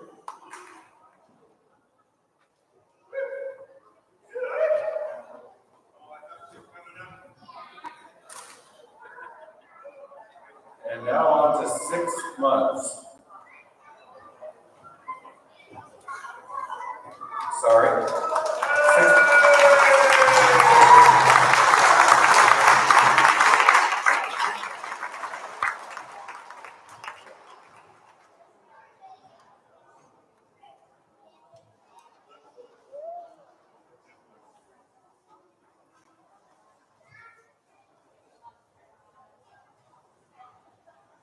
Sorry, I skipped some months there. Madeline, how many months do you have? 11 months.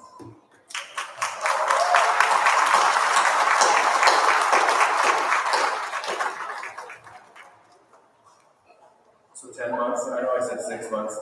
10 months, do we have anybody 10 months of sobriety? How about 9? 8? 8 months? 7 months?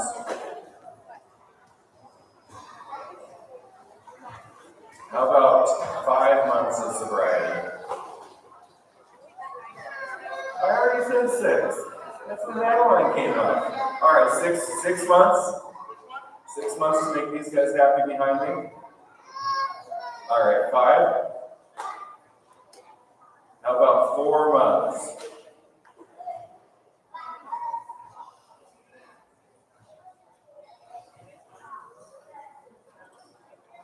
And 3 months.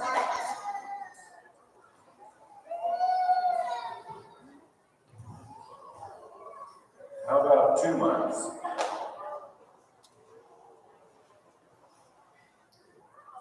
One whole month. 1 month of sobriety.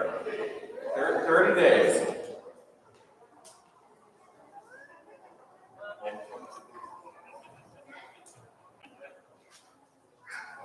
$29 days. 28 days.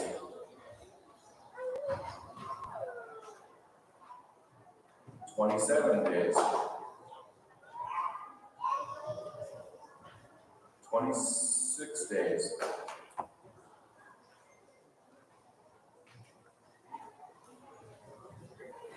25 days.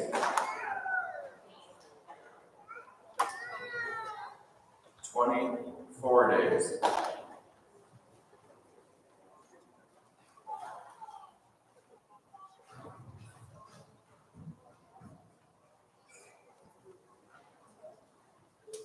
23 days.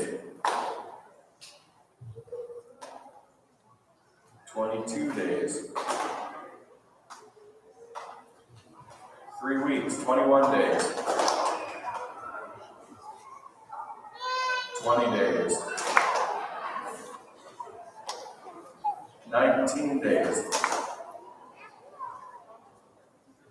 18 days. 17 days. 16. 15. 2 weeks, 14 days. 13. 12 days. 11 days. 10 days. 9 days.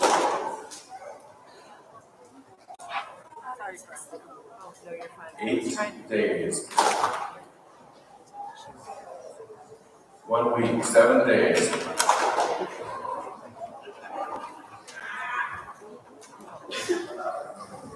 6 days.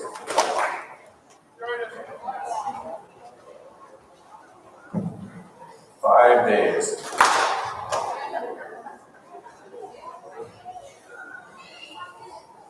4 days. 3 days.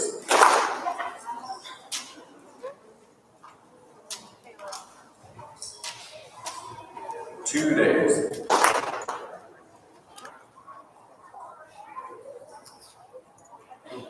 24 hours, 1 day.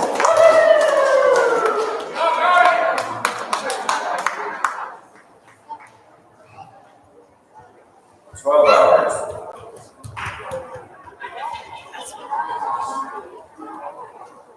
6 hours.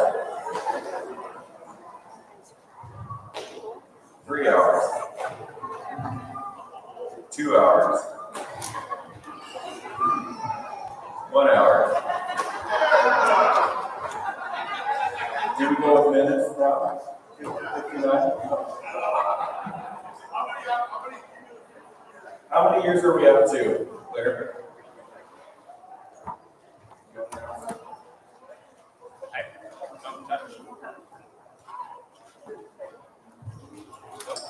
Oh. 357 years and 11 months of sobriety.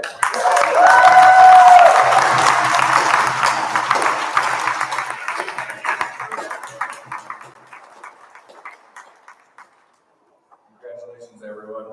I really like what Mike Weber said earlier today about essentially you're never alone. Whether you've been sober for 45 years, Marie, or all the way down to 12 hours, that you're never alone. Your ancestors are always here. I truly believe that our ancestors are here to help us, to help us succeed, to love us, and to make sure that we're protected and that we're safe.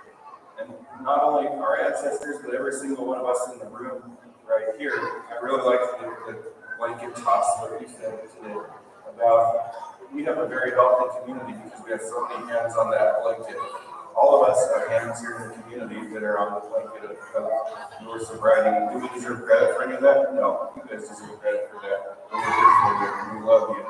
And more than anything else, us, the ancestors, you have God on your side too. You're never alone. You have God and your ancestors, and you have all of us, and we all love you, and we all do anything for you.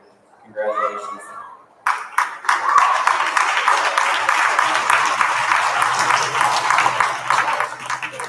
Congratulations, all of you. Thanks for coming up and celebrating, claiming your years and months of sobriety. Another hand for all of us. Okay. This is the last call for the bidders. Here we go. Ben, Head, you're on stage, so you better go pay for your drop. Otherwise, I'm going to take it. Jessica Hoover, Bud Jensen, and Amanda W. If you're in the room, you did win the bidding on one of those drums. So Amanda W., please see the bidding table over there and pay for your drum. The regular bids for the silent auction who have yet to, this is your last call. Jessica Hoover, Bud Jensen, Pam Peterson, Emily Moody, Olivia Carroll, Ivy Patton, Teresa C., Diane V., and Carla Boquist, and B. Hansen. We also have a door prize of some kind. For a cell phone. doing dinner? Oh, you take bribes? Okay, dinner for two over at that place somewhere.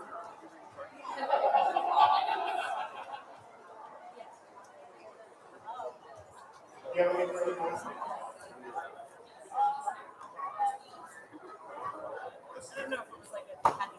Christina Scary, you won the cell phone. Where is she, Christine? Oh, she's at the front table, okay. All right, this brings it.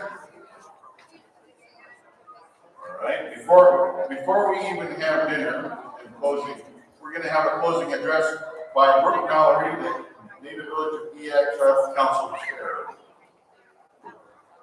Madam Chair. Oh, yeah, that's our mom, right here. Yes.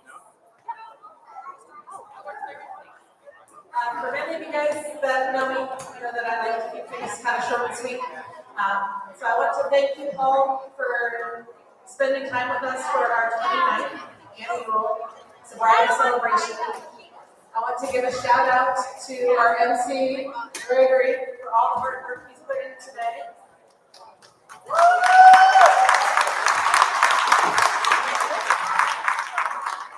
Our amazing sobriety committee, led by Heather Ford, who periodically comes out to pull things on and off the stage. To them, we'd like to give a warm thank you as well. People have come up to me and said, hey, that's a great job. You guys have done a wonderful event, and it really is the staff that puts all of the time and effort into things. So let's give them another thank you, please.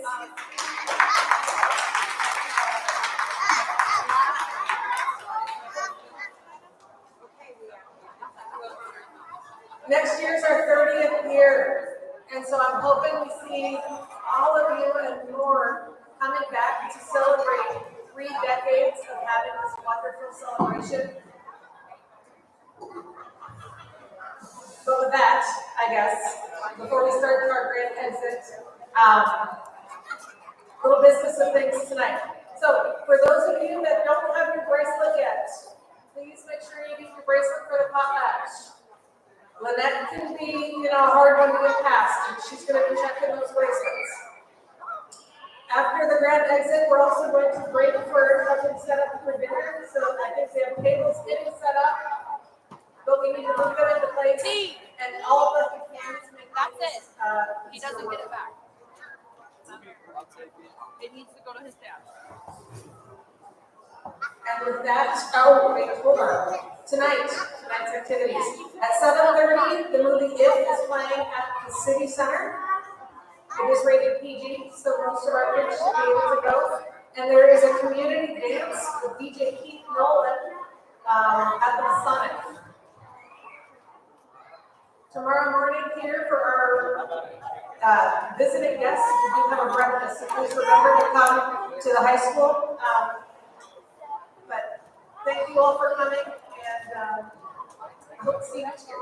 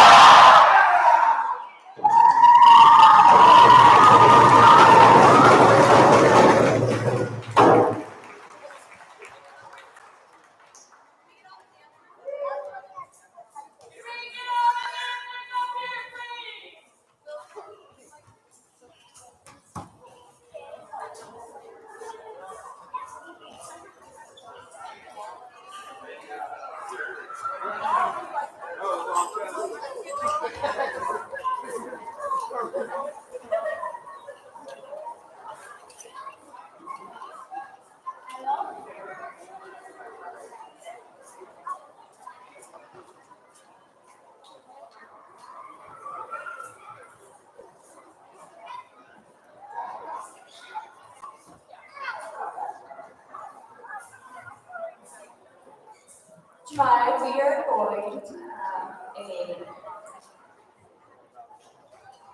medicine stick return ceremony. Back in, I think, 1990, a medicine stick was brought to the Grove Museum. It was removed from the burial site in the mountains upriver. And sometime earlier this year, about a year ago, the Grove Museum Castillo got a hold of the son of the owner of the stick. Rose and Justin, can we please invite you up here? Just so Rose and Justin's already here. It was his father's stick, so we'll let him speak for a moment on this, and then we will have a little ceremony returning this stick to us, and as then giving us the honor of going into the Manga Museum for a time period to show his master's appreciation for hosting him for 20 years. He's come to Sobriety for 20 years. So we wanted to do this with our dancers, original dancers, everybody in attendance, and so I do invite you that we will do this team. If you guys would please join us. You know, it's not pick it up, but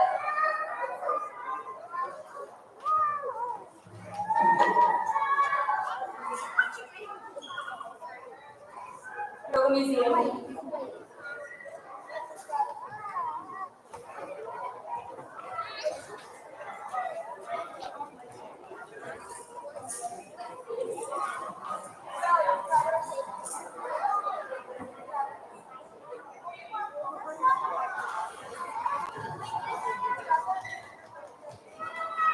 There are no real precedents for what we are doing here.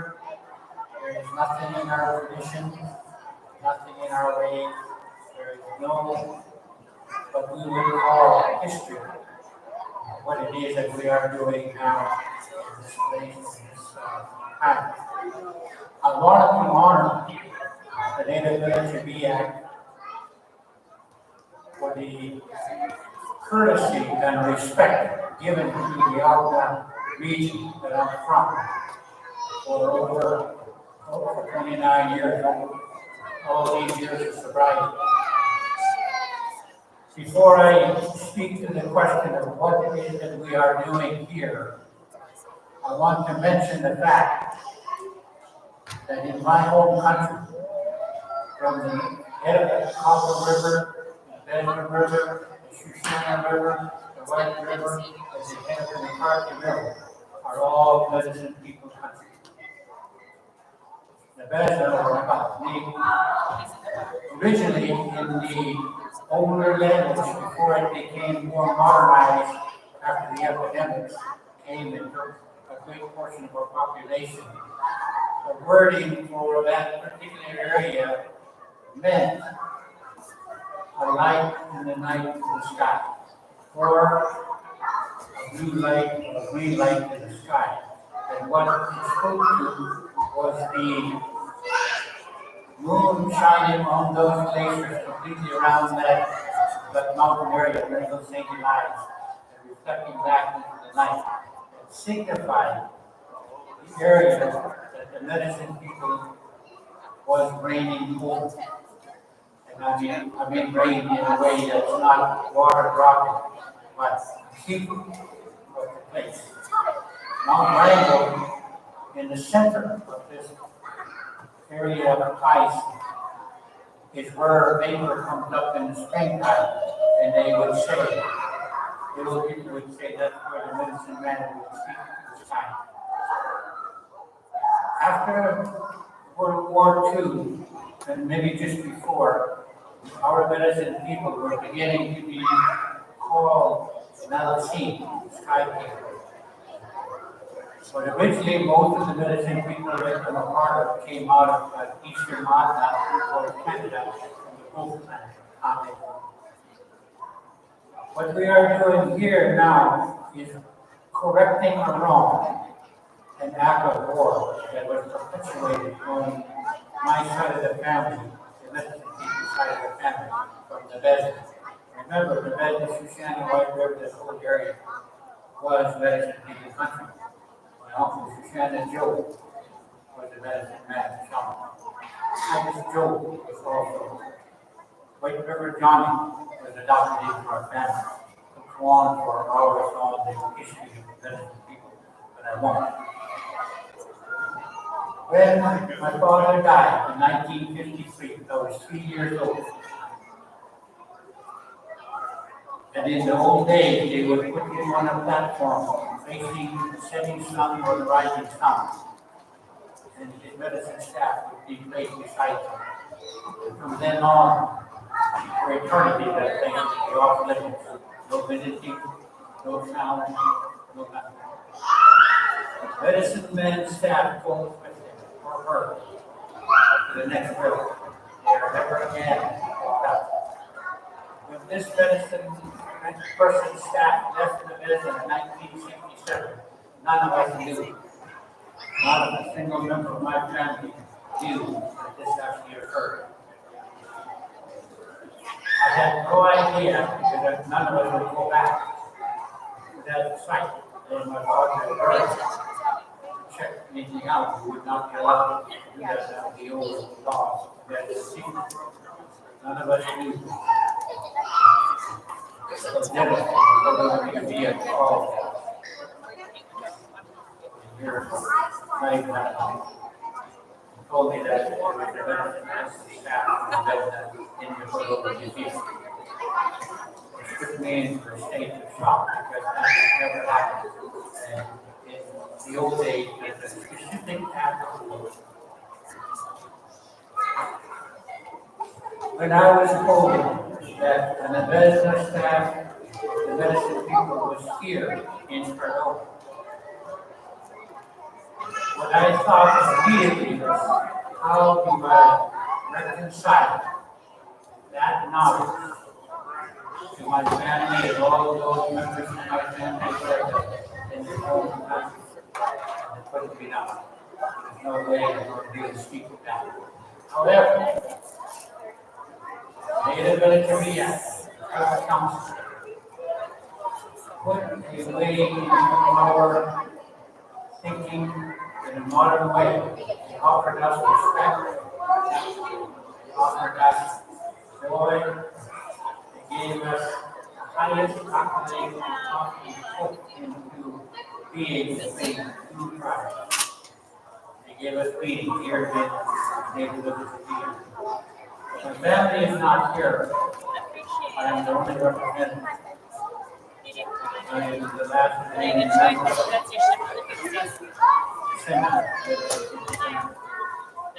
Not even allowed to say my father's name without taking my voice.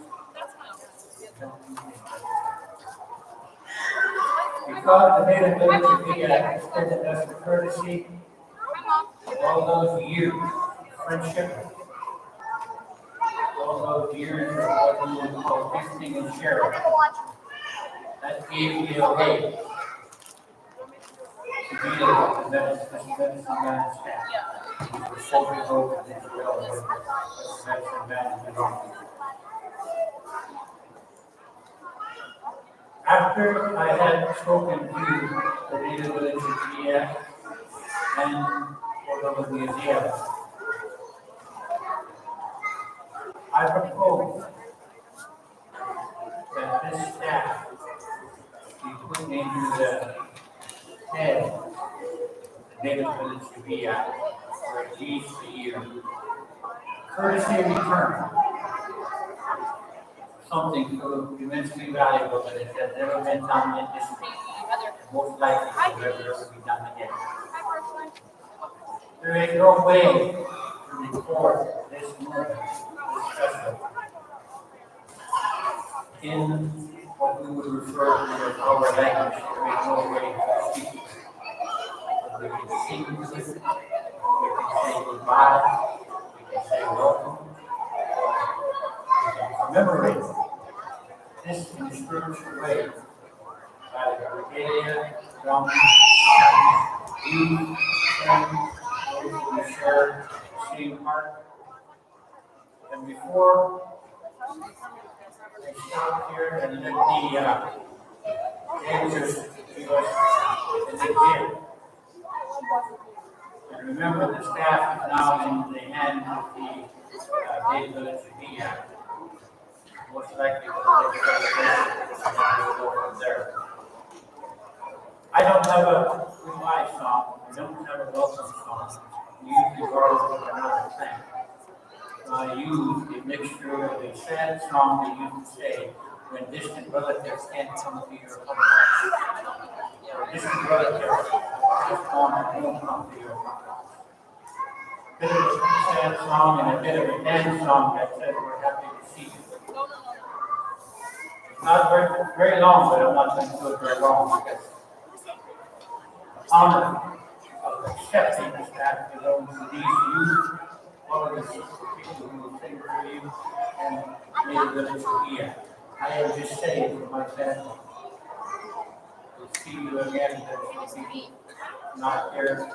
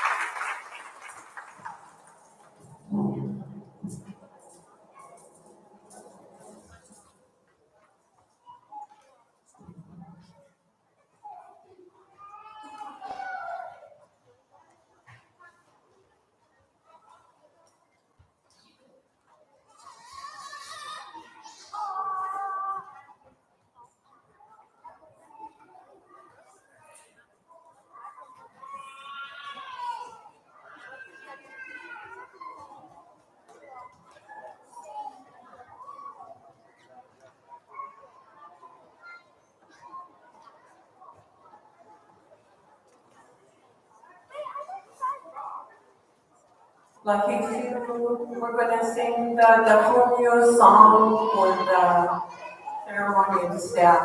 And we're very blessed to be able to do this and to rise the spirits of our people.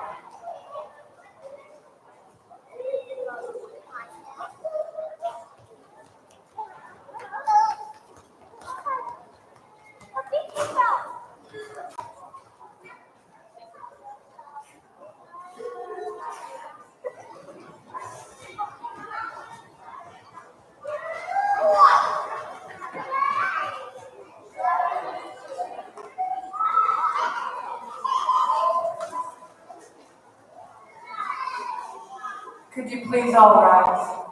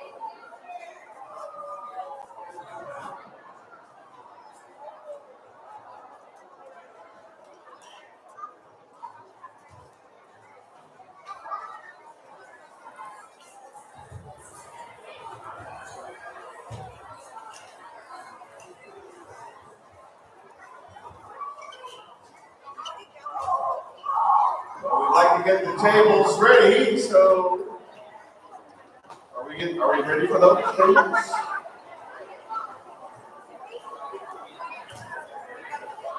Tables on the side can be moved to the gaps in the chairs. Do we have our volunteers ready to do that?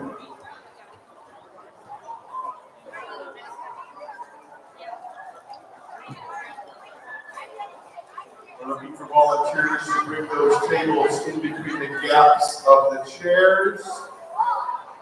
Okay. Thank you very much. And as soon as we get those tables set up, we'll ask our pastor Steve to come and give the blessing. Sooner the tables are up, you know.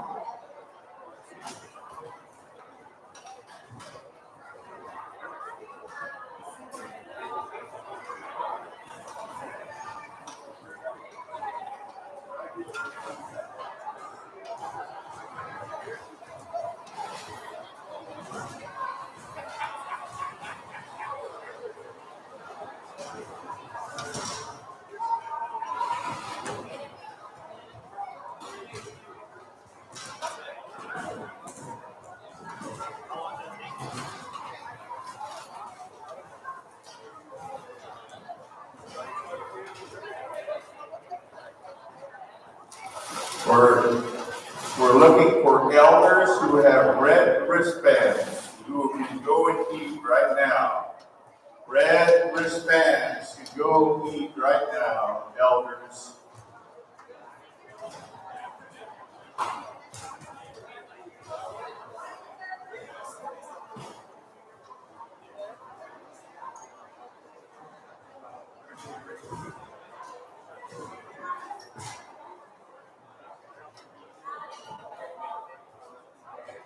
Pastor Steve, we're ready for you.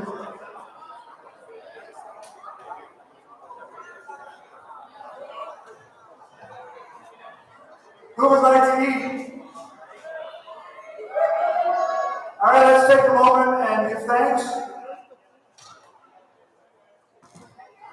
Dear Heavenly Father, the God of grace, we're saying grace before this meal. We thank you for your grace, your mercy, and your forgiveness. Bless our conversation, bless the food, bless the hands that prepare. We ask this all in the name of the Father. Amen.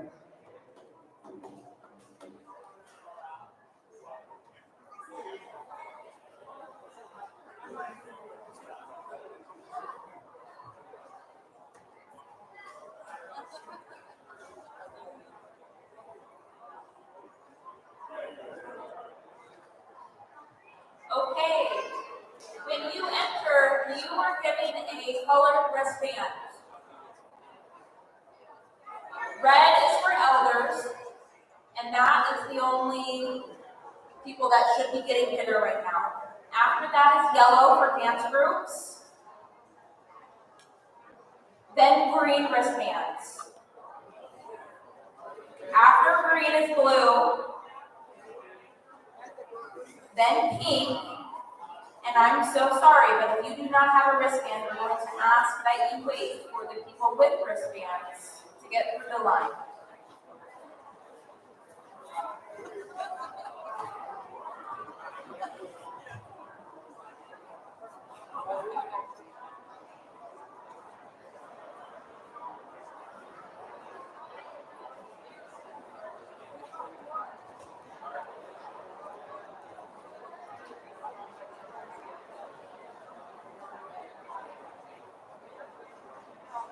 Every once in a while.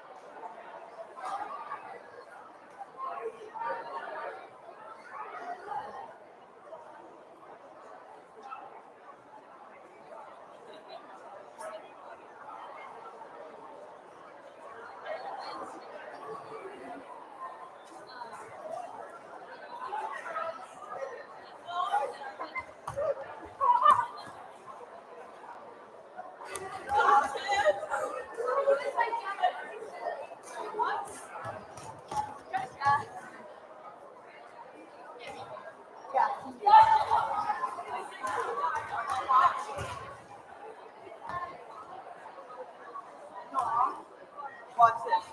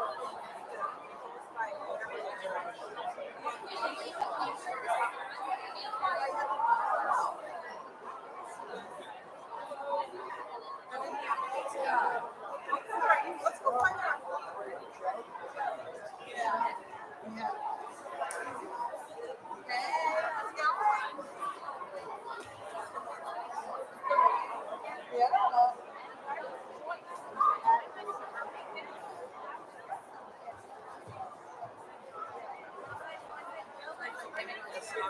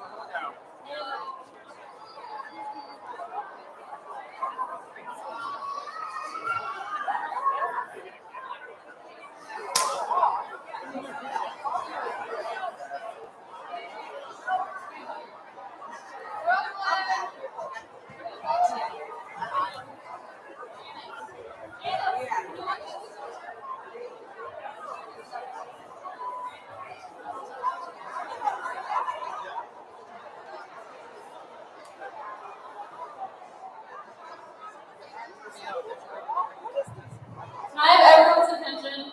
If you have a yellow wristband, please go to the front of the line. If your wristband is yellow, go to the front of the line. After yellow, it is green. So if you have a green wristband, you go after the dance groups. After green, it is blue and then pink. If your wristband is pink, you are the last person to get food.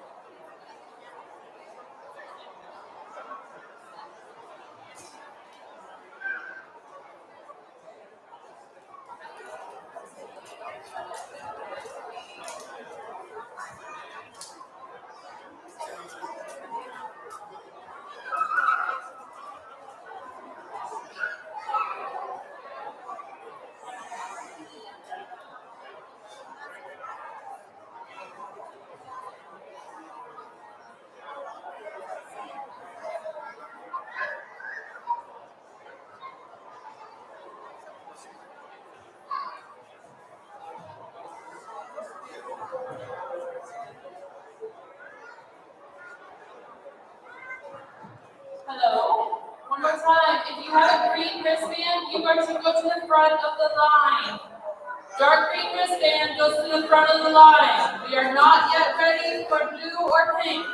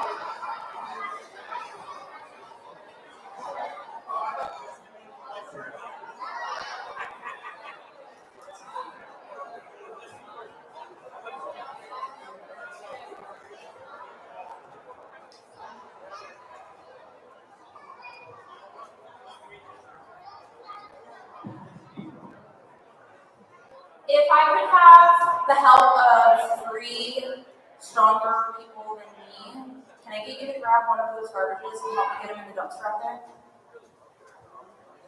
Please.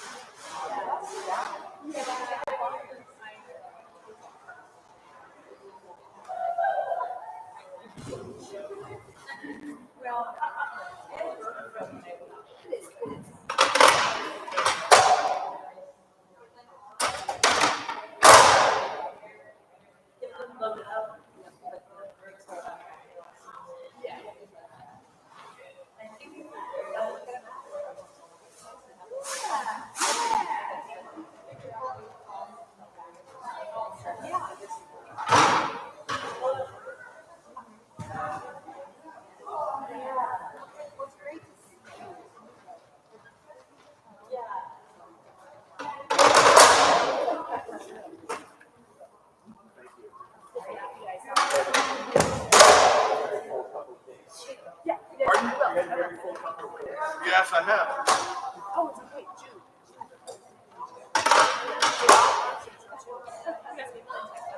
I know you know me. I know, I'm Here's your dude. Hey, June. Take yours. Okay, good.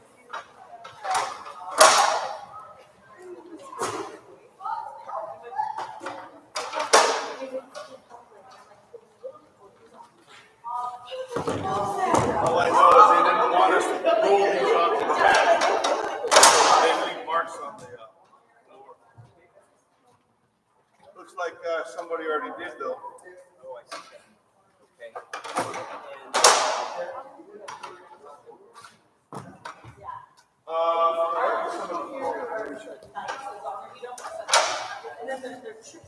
Yeah, there's yours. But still, they hide it. They have stuff, yeah. When you go up, which I think too, when you look at the story, it looks to be that they wanted children to stay away from water. Right, that was part of it. Yeah, so I That was think a scare tactic. I'm gonna. Okay. That was a scare tactic.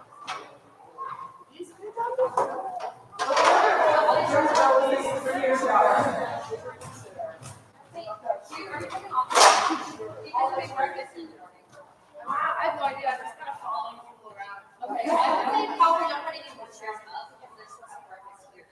Okay, so okay, I'll have some here and a cabinet here.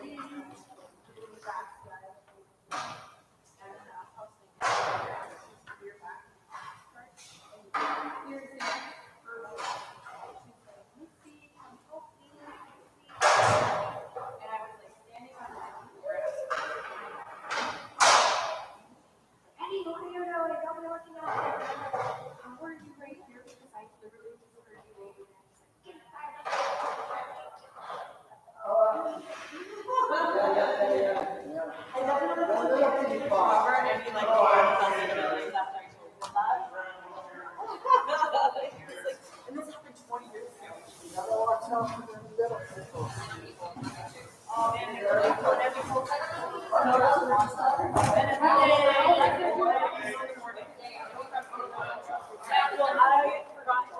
No, I got it.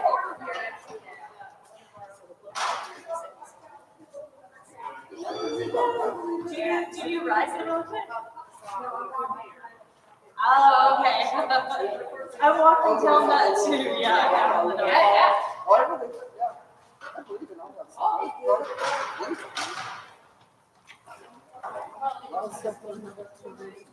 Yeah, don't get too carried away. The chicken thing, yay, more donuts. They're getting breakfast in the morning. I don't know if they're all here. What do you do? What is it? Good work, that's right. Yeah, I mean, they're gonna probably eat for the fall. Yeah. I'm sorry. Wait, do you know your green? You worry about it? I'm coming back.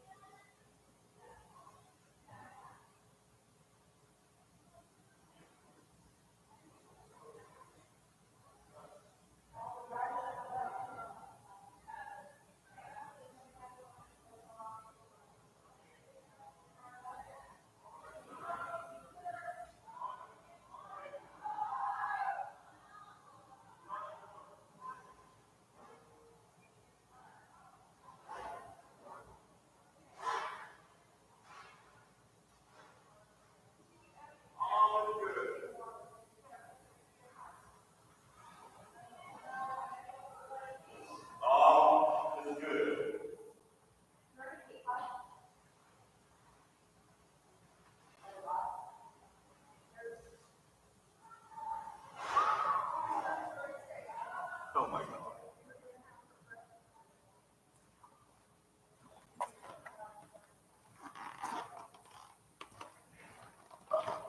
This was great. All right.